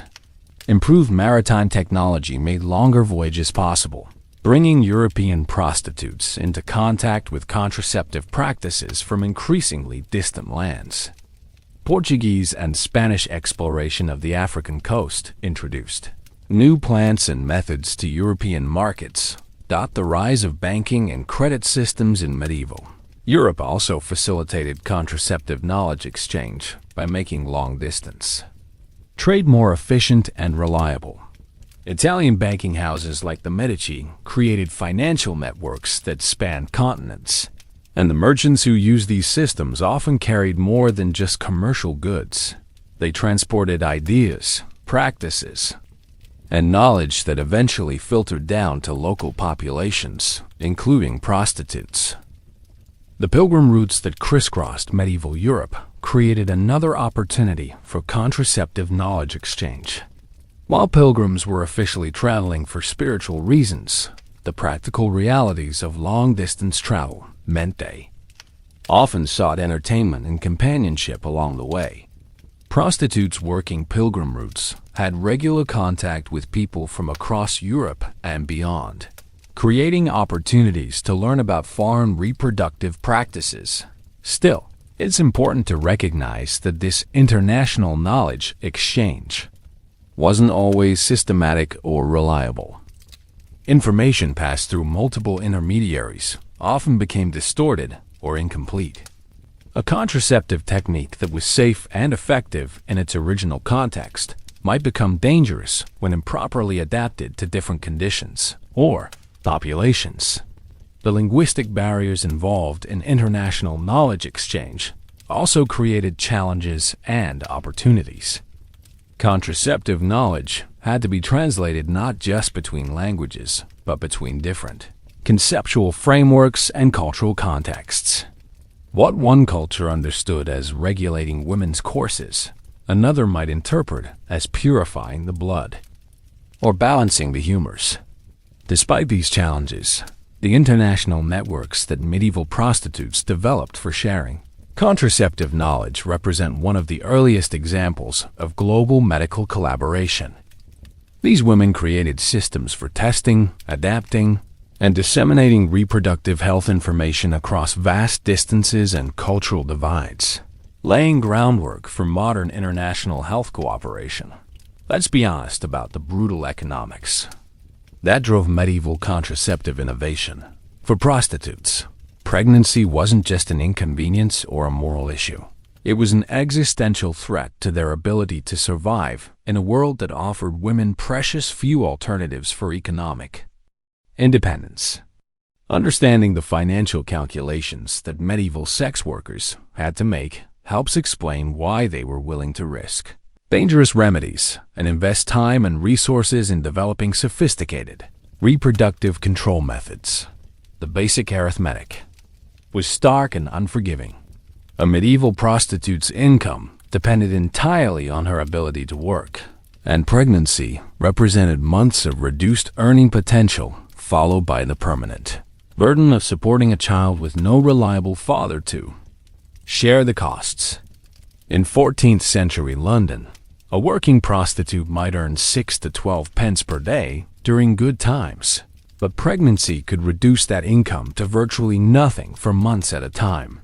Meanwhile, the costs of pregnancy and childbirth were substantial, even by medieval standards. A midwife's services might cost a week's wages, assuming complications didn't arise. If medical intervention was needed, the expenses could mount quickly. And unlike married women, prostitutes couldn't rely on family support during childbirth and recovery. They had to pay for everything themselves or rely on the charity of their professional networks. The opportunity costs were even more significant than the direct expenses. During pregnancy, a sex worker not only lost current income, but also risked losing regular clients who might find other providers during her absence. In the competitive world of medieval prostitution, maintaining client relationships was crucial for long-term survival, and pregnancy disrupted these carefully cultivated business connections. To be fair, not all pregnancies spelled economic disaster. Some prostitutes, particularly higher-end courtesans, might be able to extract support payments from wealthy clients who had fathered their children. But this was risky and unreliable. Clients could deny paternity, refuse to pay, or simply disappear.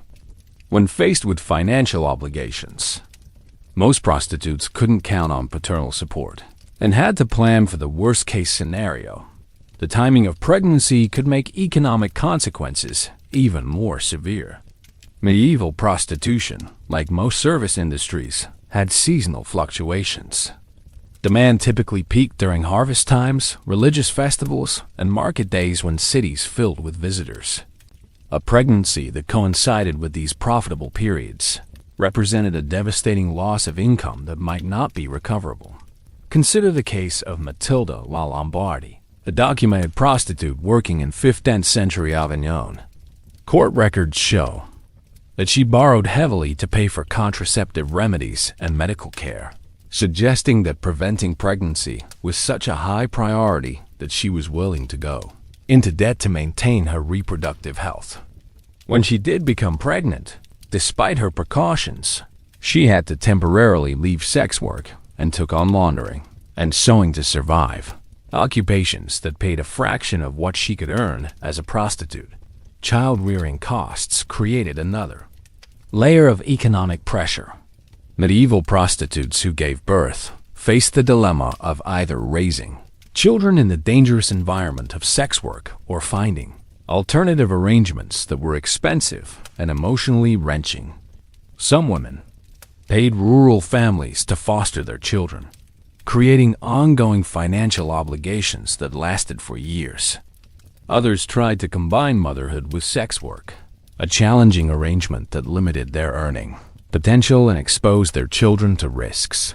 The economic logic of contraceptive investment becomes clear when you calculate the numbers.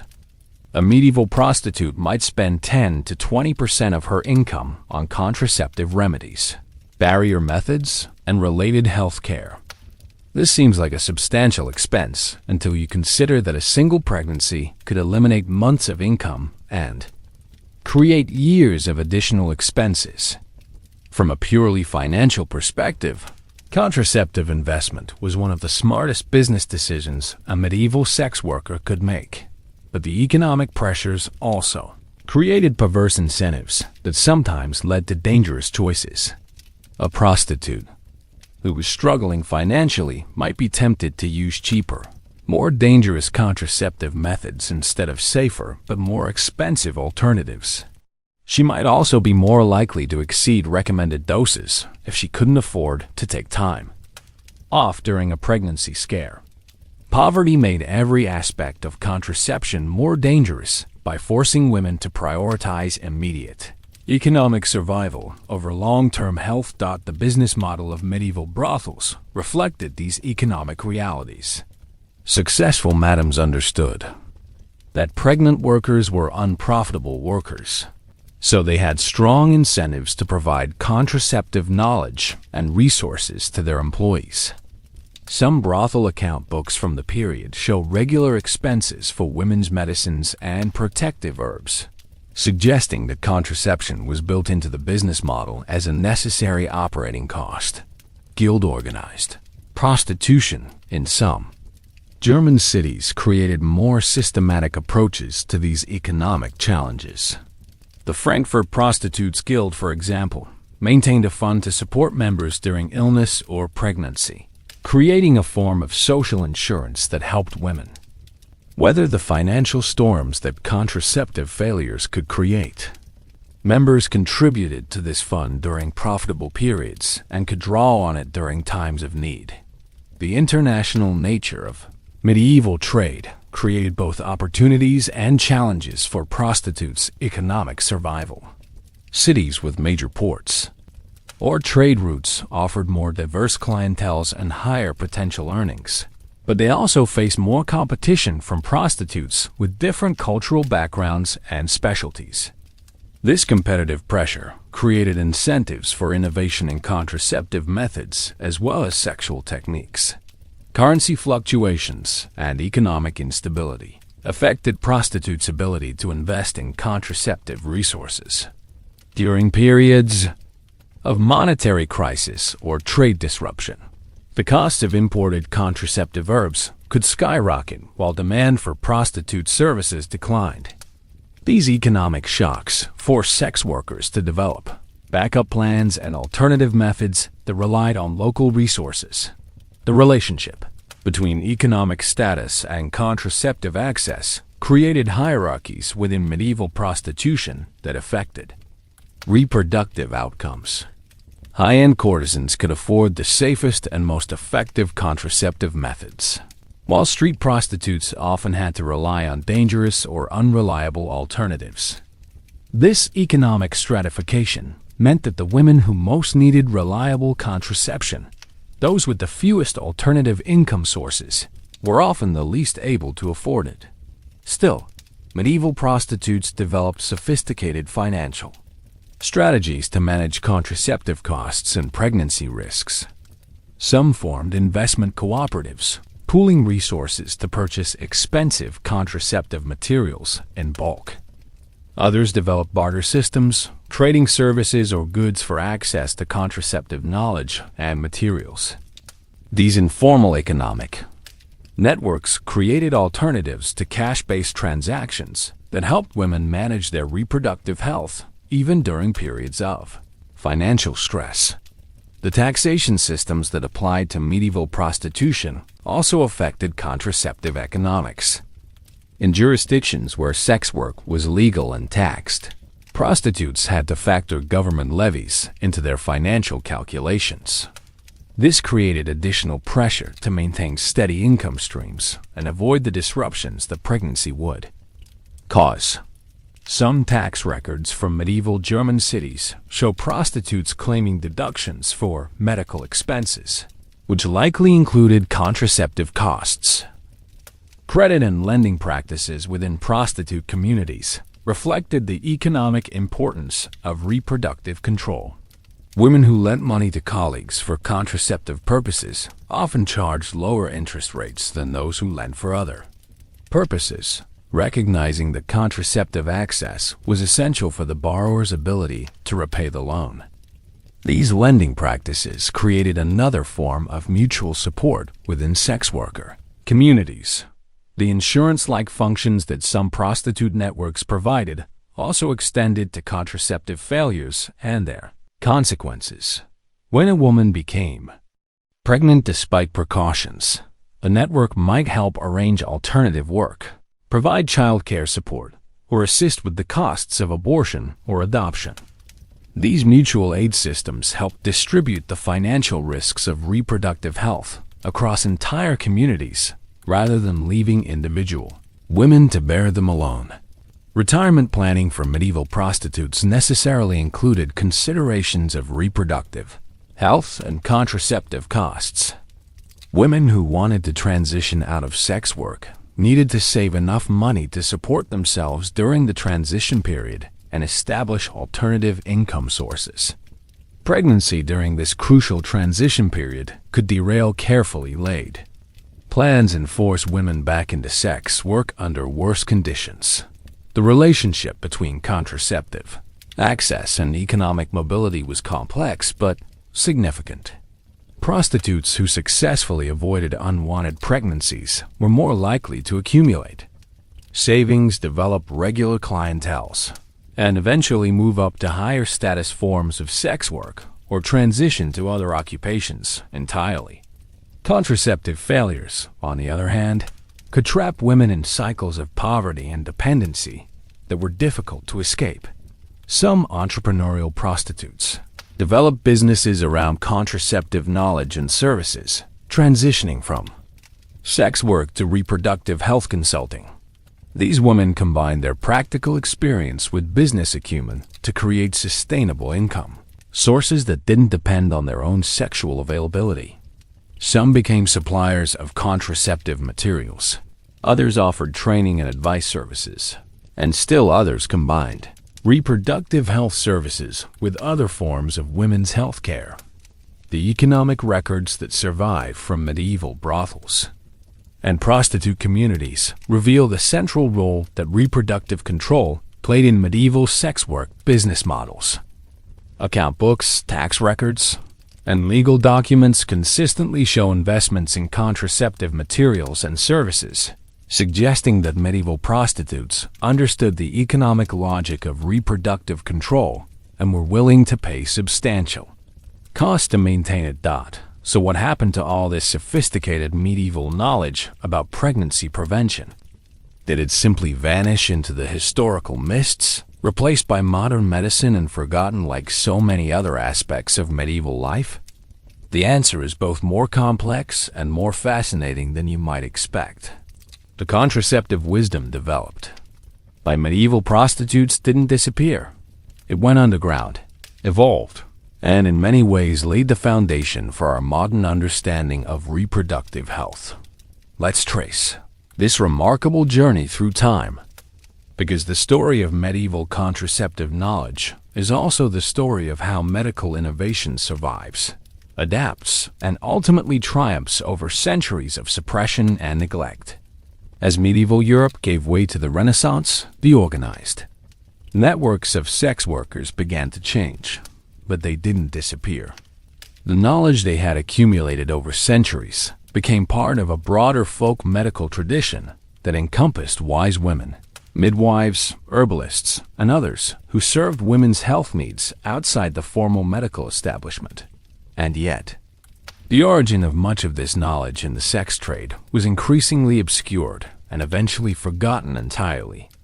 A remedy that had once been shared between prostitutes in a Parisian brothel might resurface centuries later as a grandmother's recipe in a remote village.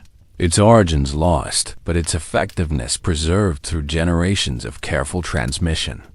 The Protestant Reformation of the 16th century brought new pressures to bear on both prostitution and folk medicine. Reformers were determined to clean up what they saw as the moral corruption of medieval society, and both sex work and traditional healing practices came under increased scrutiny. Many of the open brothel districts that had existed for centuries were shut down, forcing sex work further underground and making the knowledge networks that had sustained it more secretive and fragmented. But knowledge, once created, has a way of surviving even the most determined attempts to suppress it. The contraceptive techniques developed by medieval prostitutes found new homes in rural communities, among married women seeking to limit family size, and in the practices of traditional healers who served populations that formal medicine ignored. To be fair, this transition wasn't always smooth or complete. Some valuable techniques were lost, while others became distorted through repeated transmission. Meanwhile, the rise of printed books created new opportunities for preserving and spreading reproductive knowledge. Some of the earliest medical texts to discuss contraception drew on traditions that could be traced back to medieval sex work communities, though the authors were careful to disguise these origins.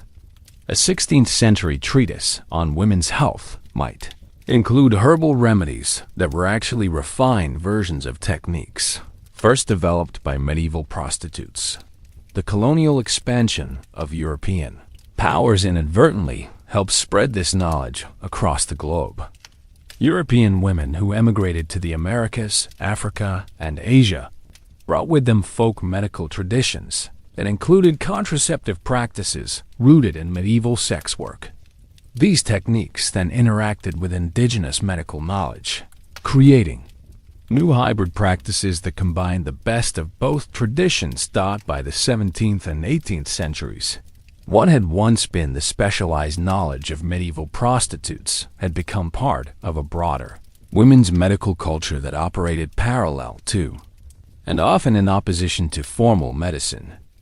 Women across Europe and its colonies shared recipes for bringing down the monthly courses, knew which plants could prevent pregnancy, and maintained informal networks for sharing reproductive health information. The specific origins of much of this knowledge in medieval sex work were forgotten, but the practices themselves lived on. The 19th century brought new challenges and opportunities. The rise of modern medicine began to challenge traditional healing practices, while growing moral reform movements sought to suppress both prostitution and folk contraception. The Comstock laws in the United States, for example, made it illegal to distribute information about contraception, forcing reproductive knowledge back underground in ways that would have been familiar to medieval prostitutes. And yet, this was also the period when some of the plant-based remedies first developed by medieval prostitutes began to be studied scientifically. Researchers investigating traditional medicines were often surprised to find that folk contraceptives actually worked, though they rarely traced these discoveries back to their origins in medieval sex work. The isolation of active compounds from Queen Anne's lace, the pharmacological analysis of pennyroyal, the study of barrier methods, All of this scientific research was building on foundations laid centuries earlier by women whose names were never recorded in medical textbooks. The fundamental principles that medieval prostitutes had discovered remained valid even as the specific techniques evolved. The understanding that fertility could be controlled through timing, chemical intervention, and barrier methods became the foundation of modern contraceptive practice. The recognition that women needed reliable reproductive health information and support networks evolved into modern family planning organizations. Even the coded language and secretive practices that medieval sex workers had used to share. Contraceptive knowledge prefigured the underground networks that provided illegal birth control in the 20th century. The 20th century saw both the greatest suppression and the greatest liberation of reproductive knowledge in human history. The development of modern contraceptive methods, like the birth control pill, fulfilled the dreams of countless medieval women who had risked their lives trying to control their fertility with herbs and timing. At the same time, moral and legal restrictions on contraception in many countries forced women back into underground networks that operated remarkably similarly to their medieval predecessors. Consider the parallels between a medieval prostitute sharing herbal contraceptive recipes with her colleagues and a 1950s housewife secretly obtaining birth control information from Margaret Sanger's underground network. The specific techniques had evolved, but the fundamental dynamic remained the same. Women sharing knowledge about reproductive health in defiance of official disapproval, using coded language and informal networks to preserve and transmit life-saving information. The women's liberation movement of the 1960s and 1970s explicitly recognized this historical continuity. Feminist health activists who fought for reproductive rights often invoked the memory of traditional women healers and folk medical practitioners, understanding that their struggle was part of a centuries-long effort by women to control their own bodies. While they rarely mentioned medieval prostitutes specifically, the practices they advocated, self-examination, herbal remedies, informal knowledge sharing, were direct descendants of techniques first developed in medieval brothels. Modern pharmaceutical research has validated many of the plant-based contraceptives used by medieval prostitutes. Queen Anne's lace seeds, which medieval sex workers knew as an effective emergency contraceptive, have been shown to contain compounds that can prevent implantation of fertilized eggs. Pennyroyal, despite its dangers, does have genuine abortifacient properties. Rue contains chemicals that can interfere with pregnancy. The medieval women who identified and refined these remedies were conducting genuine medical research, even if they didn't have the theoretical framework to understand why their discoveries worked. The organizational models developed by medieval prostitutes also anticipated modern reproductive health services. The mentorship systems they created, where experienced women taught newcomers about contraception and sexual health, prefigured modern peer counseling programs.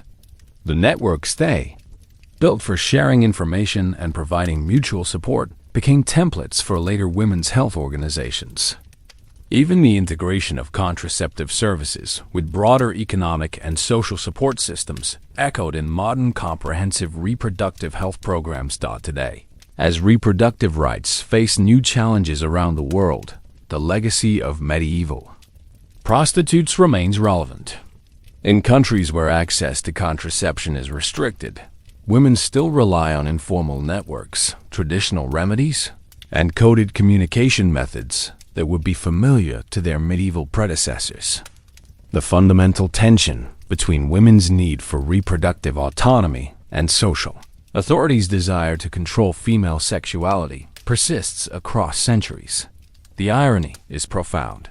The women whom medieval society deemed least respectable were among its most innovative medical researchers. They developed effective contraceptive techniques, created sustainable knowledge-sharing systems, and laid the groundwork for modern reproductive health practices. Their contributions to human knowledge were enormous, yet they remain largely invisible in historical records and medical histories. And yet, their influence persists in ways both obvious and subtle. Every time a woman uses natural family planning methods, she's employing timing techniques first systematized by medieval prostitutes. Every herbalist who recommends traditional remedies for women's health issues is drawing on knowledge traditions that originated in medieval brothels. Every reproductive health educator who emphasizes the importance of women sharing information with each other is following models first developed by medieval sex workers. The digital age has created new possibilities for continuing the work that medieval prostitutes began. Online networks now allow women around the world to share reproductive health information instantly and anonymously, creating global communities that transcend the geographic limitations that constrain medieval knowledge. Networks. Still, the basic challenges remain the same. How to share vital information while avoiding persecution, how to test new methods safely, and how to build sustainable support systems for women's reproductive health. The story of medieval contraception is ultimately a story about women's ingenuity, determination, and solidarity in the face of impossible circumstances. These women faced poverty, violence, legal persecution, and social ostracism.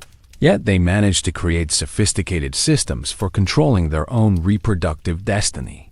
They conducted medical research without laboratories, built professional networks without legal recognition, and preserved knowledge without written records. Their legacy challenges us to think differently about both medieval history and modern reproductive health. It reminds us that medical progress has often come from the margins of society, from people whose knowledge was dismissed or suppressed by mainstream institutions. It suggests that women's reproductive autonomy has always been a site of struggle, resistance, and innovation. Most importantly, it demonstrates that human ingenuity flourishes even under the most oppressive conditions. When medieval prostitutes needed reliable contraception and couldn't get it from doctors or priests, they developed it themselves. When they needed support networks and couldn't rely on family or church, they built their own. When they needed medical knowledge and couldn't access formal education, they created their own research and teaching systems.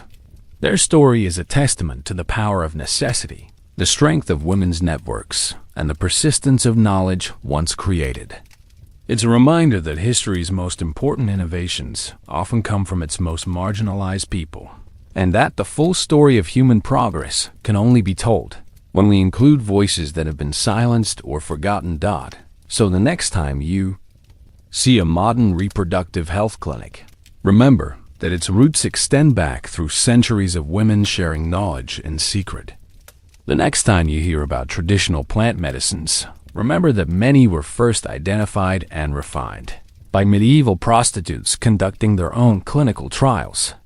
The next time you witness women supporting each other through reproductive health challenges, remember that you're seeing the continuation of networks that began in medieval brothels and have persisted across centuries. The medieval prostitutes who developed these contraceptive techniques didn't set out to change medical history. They were simply trying to survive in a world that gave them few options and fewer resources.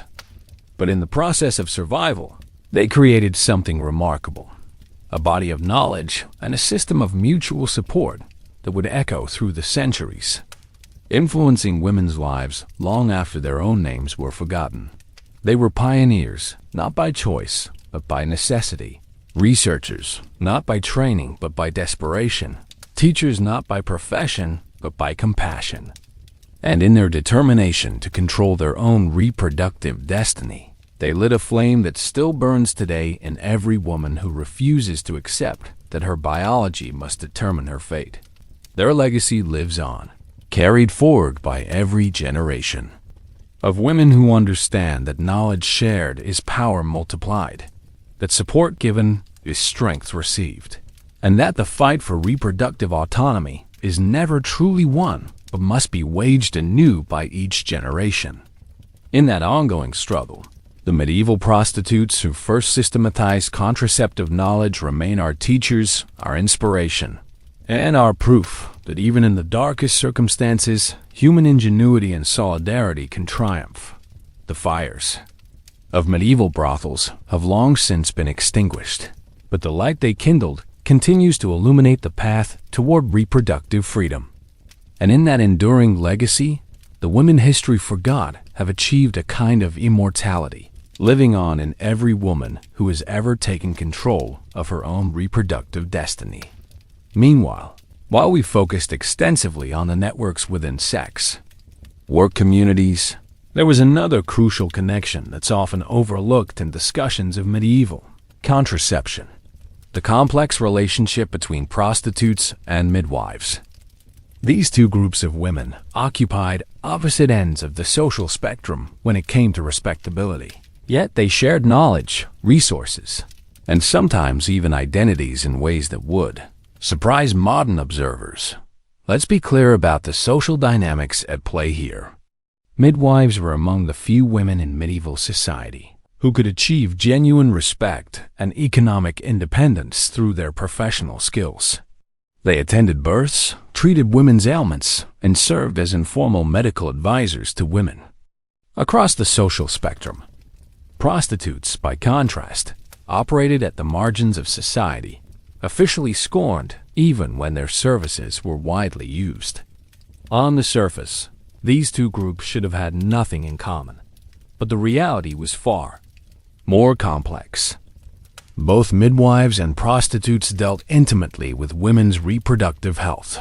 Both possessed specialized knowledge that formal medicine lacked, and both operated in gray areas between official approval and social tolerance. This created natural opportunities for knowledge exchange that benefited both communities.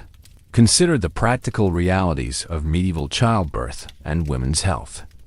Midwives attended births across the social spectrum, from wealthy merchant wives to the poorest laborers. But they also, discreetly and unofficially, provided services to prostitutes when complications arose from contraceptive failures or pregnancy. A midwife who refused to serve sex workers would be cutting herself off from a significant portion of the urban female population. To be fair, this relationship wasn't always smooth or straightforward. Some midwives maintained strict moral boundaries and refused to serve prostitutes or provide contraceptive advice. But economic pressures often overcame moral reservations. Prostitutes paid in cash and didn't question fees, making them valuable clients for midwives who needed to support themselves. The knowledge exchange flowed in both directions. Midwives brought formal training in anatomy and childbirth, understanding of complications and treatments, and access to medical texts that most prostitutes couldn't read. Prostitutes contributed practical experience with contraception, knowledge of timing methods, and access to international networks that brought exotic remedies and techniques. Some midwives became specialists in serving the needs of sex workers, developing reputations as reliable sources of contraceptive knowledge and abortion services. These women operated in a dangerous professional gray area. Their services were needed and valued, but officially disapproved of and sometimes prosecuted. Court records from medieval Paris describe several midwives being charged with corrupting young women for providing contraceptive advice to prostitutes. But the most fascinating aspect of this relationship was how it sometimes involved actual career transitions. Some former prostitutes became midwives as they aged out of sex work, bringing their contraceptive expertise into more respectable professional roles. This created a direct pipeline for knowledge transfer from the underground world of prostitution into mainstream women's health care. The reverse transition also occurred, though less commonly. Some midwives who fell on hard times or faced persecution for their practices might turn to sex work as an alternative income source. These women brought their medical knowledge with them, often becoming highly valued specialists within prostitute communities. The guild system in some medieval cities created formal mechanisms for these knowledge exchanges, while midwives and prostitutes were never in the same guilds. They sometimes participated in overlapping professional networks. A midwife might officially serve respectable families, while unofficially consulting with local brothel keepers about reproductive health issues. Religious institutions sometimes served as neutral ground for these professional relationships. Convents and hospitals often employed both midwives and former prostitutes in various capacities, creating opportunities for knowledge sharing within officially respectable environments. Some of the most sophisticated medieval reproductive health knowledge may have been preserved in convent libraries, contributed by women whose professional backgrounds spanned both communities. The international connections that prostitutes maintained also benefited midwives who were willing to learn from them. A midwife serving a port city might learn about foreign contraceptive techniques from prostitutes who had encountered them through traveling clients. This knowledge could then be applied to serve married women who needed help spacing their children or dealing with reproductive health problems. Still, the relationship between midwives and prostitutes remained fraught with tensions and contradictions. Midwives had to maintain their respectability to serve elite clients, which meant being careful about their associations with sex workers. Prostitutes, meanwhile, had to be cautious about trusting midwives who might betray their secrets to authorities or clients. The documentation of these relationships is necessarily fragmentary and coded, since both parties had strong incentives to maintain secrecy. But court records, medical texts, and administrative documents provide glimpses of a complex professional ecosystem, where knowledge flowed between officially separate communities through personal relationships and economic necessities. This midwife connection helps explain how contraceptive knowledge developed by prostitutes eventually made its way into broader women's health traditions. Midwives served as bridges between the underground world of sex work and the mainstream community of women seeking reproductive health services, facilitating knowledge transfer that benefited all medieval women. If you thought the physical dangers of medieval contraception were challenging, the psychological pressures faced by these women were equally intense and far more complex than most historical accounts acknowledge. Medieval prostitutes didn't just have to master dangerous remedies and navigate hostile legal systems. They had to develop sophisticated psychological strategies for managing the constant stress of life or death decisions about their reproductive health. Let's talk about what it actually meant to live with this level of uncertainty and risk on a daily basis. Every sexual encounter carried the potential for pregnancy, disease, or violence. Every contraceptive remedy involved calculated risks of poisoning, complications, or failure. Every month brought anxiety about whether preventive measures had worked or whether pregnancy would derail carefully laid survival plans. This wasn't occasional stress. It was a constant state of heightened awareness that shaped every aspect of these women's mental and emotional lives. The psychological toll of this constant vigilance was enormous. Modern research on stress and trauma helps us understand what medieval women experienced, even if they lacked the vocabulary to describe it. They lived in a state of chronic hypervigilance, always alert to physical changes that might indicate pregnancy, always calculating risks and benefits of different contraceptive choices, always prepared to implement emergency measures if their primary methods failed. Consider what this meant in practical terms. A medieval prostitute would wake up each morning and immediately assess her physical condition, any nausea, breast tenderness, or other early pregnancy symptoms.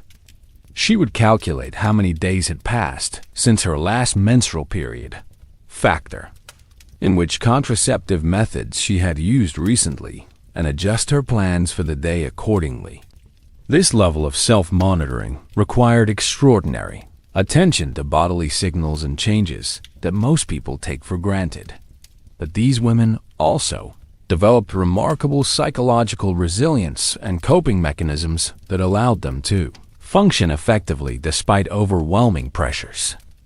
They learned to compartmentalize fear and anxiety, focusing on immediate practical needs rather than dwelling on worst-case scenarios. They developed strong support networks that provided emotional as well as practical assistance during crisis. Periods. The compartmentalization strategies that medieval prostitutes developed were sophisticated forms of psychological self-protection. They learned to separate their professional activities from their personal identities, their immediate survival needs from their long-term fears, their individual experiences from the broader pattern of risks they faced. This psychological flexibility allowed them to make clear-headed decisions under pressure while maintaining their sanity in impossible circumstances. To be fair, not all women handled these pressures equally well. Some medieval prostitutes undoubtedly suffered from what we would now recognize as anxiety disorders, depression, or trauma-related conditions. The historical record contains scattered references to women who withdrew from sex work due to melancholy or nervous disorders that may have been psychological responses to reproductive stress. Medieval chronicles occasionally describe women who became obsessed with pregnancy fears to the point of dysfunction, or who developed what we might now call panic disorders around contraceptive decision-making. Some women apparently developed compulsive behaviors around pregnancy testing and contraceptive rituals, repeating the same protective measures multiple times even when they knew intellectually that once was sufficient. The decision-making processes these women developed were remarkably sophisticated, involving complex risk assessments that balanced multiple factors simultaneously. A prostitute had to consider the effectiveness of different contraceptive methods, their safety profiles, their availability and cost, their detectability by clients or authorities, and their compatibility with her individual physiology and circumstances. But beyond these practical considerations, they also had to navigate the psychological dimensions of choice under pressure. How much risk was acceptable? How much certainty could they demand before making decisions? How should they weigh immediate safety against long-term health consequences? These weren't just medical decisions. They were existential choices about what kind of life was worth living and what kinds of risks were worth taking. These calculations changed constantly based on new information, changing circumstances, and evolving understanding of what worked and what didn't. A method that seemed safe and effective might be abandoned after reports of complications in other women. A technique that had worked well during healthy periods might be modified if illness or stress affected its effectiveness. This constant adaptation required psychological flexibility that many modern people would find exhausting. The information processing demands alone were extraordinary. Medieval prostitutes had to maintain mental databases of contraceptive knowledge that included not just basic preparation and dosage information, but also complex interaction effects, individual variation patterns, seasonal availability factors, and constantly updated safety data based on community experiences. The social isolation that came with sex work amplified these psychological challenges. Prostitutes couldn't share their reproductive anxieties with family members who might disapprove of their profession. They couldn't seek support from religious authorities who condemned their lifestyle. They had to rely primarily on their professional networks for emotional as well as practical support. This isolation created unique forms of psychological pressure. While married women might discuss reproductive concerns with mothers, sisters, or friends, prostitutes could only share these intimate fears with other women in similar circumstances. This limited their access to emotional support precisely when they most needed it, creating additional stress that compounded their already difficult situations. But this isolation also created opportunities for developing unusually strong bonds. Within sex work communities, women who shared the same risks and challenges often formed relationships of extraordinary intimacy and mutual dependence. These professional sisterhoods provided emotional support that helped women manage the psychological pressures of their circumstances. The depth of these relationships was remarkable. Medieval prostitutes often knew more about each other's bodies, fears, and survival strategies than many married couples knew about each other. They shared not just practical information, but also emotional burdens, creating support systems that were more intensive and comprehensive than those available to most medieval women. The timing pressures involved in contraceptive decision-making created additional psychological stress. Medieval women had to make crucial choices about reproductive health with limited information and tight deadlines. A woman who suspected she might be pregnant had only a narrow window of time to take action before her options became more limited and dangerous. This time pressure created its own psychological dynamics. The anxiety of waiting to confirm pregnancy status, the pressure to act quickly once pregnancy was suspected, the fear of waiting too long and having fewer options. All of these temporal stresses created psychological patterns that shaped women's emotional experiences around reproduction. Some women developed elaborate rituals around pregnancy testing and decision-making, creating psychological structures that helped them manage temporal anxiety. Others became experts at rapid decision-making under pressure, developing mental frameworks that allowed them to quickly assess options and commit to courses of action, even with incomplete information. Religious and moral messaging about sex work and contraception created internal conflicts that complicated women's psychological experiences. Even women who had chosen prostitution as their best available option often internalized societal messages about sin and moral corruption. This created cognitive dissonance between survival needs and internalized values that had to be constantly managed. The psychological work required to reconcile these conflicts was substantial. Women had to develop personal belief systems that allowed them to see themselves as moral agents rather than simply victims or sinners, while still acknowledging the social realities that constrained their choices. This philosophical and psychological labor was ongoing and emotionally demanding. Still, many medieval prostitutes developed philosophical frameworks that allowed them to reconcile these conflicts and maintain psychological equilibrium. Some adopted fatalistic attitudes that attributed their circumstances to divine will or social necessity. Others developed pragmatic worldviews that prioritized survival over abstract moral principles. Still others found ways to maintain religious faith while compartmentalizing their professional activities. These philosophical frameworks weren't just intellectual exercises. They were practical psychological tools that helped women maintain their sanity and self-respect under extraordinarily difficult circumstances. The women who developed the most successful frameworks often became informal counselors and advisors to others in their communities, sharing not just contraceptive knowledge, but also wisdom about psychological survival. The seasonal and cyclical nature of both sex work and reproductive health created additional psychological rhythms that women had to navigate. The anxiety of waiting to see whether contraceptive measures had worked, repeated monthly for years, created patterns of stress and relief that shaped women's emotional lives in profound ways. These monthly cycles of anxiety and relief created their own psychological challenges. Women had to learn to manage recurring anxiety without becoming overwhelmed by it, to maintain hope despite repeated stress, and to make rational decisions even when caught in emotional cycles that could cloud judgment. Some women developed elaborate tracking systems not just for their physical cycles, but for their emotional patterns, learning to recognize when anxiety was likely to peak and developing strategies for managing these predictable psychological challenges. This self-awareness and emotional regulation represented sophisticated, psychological skills that many people never develop.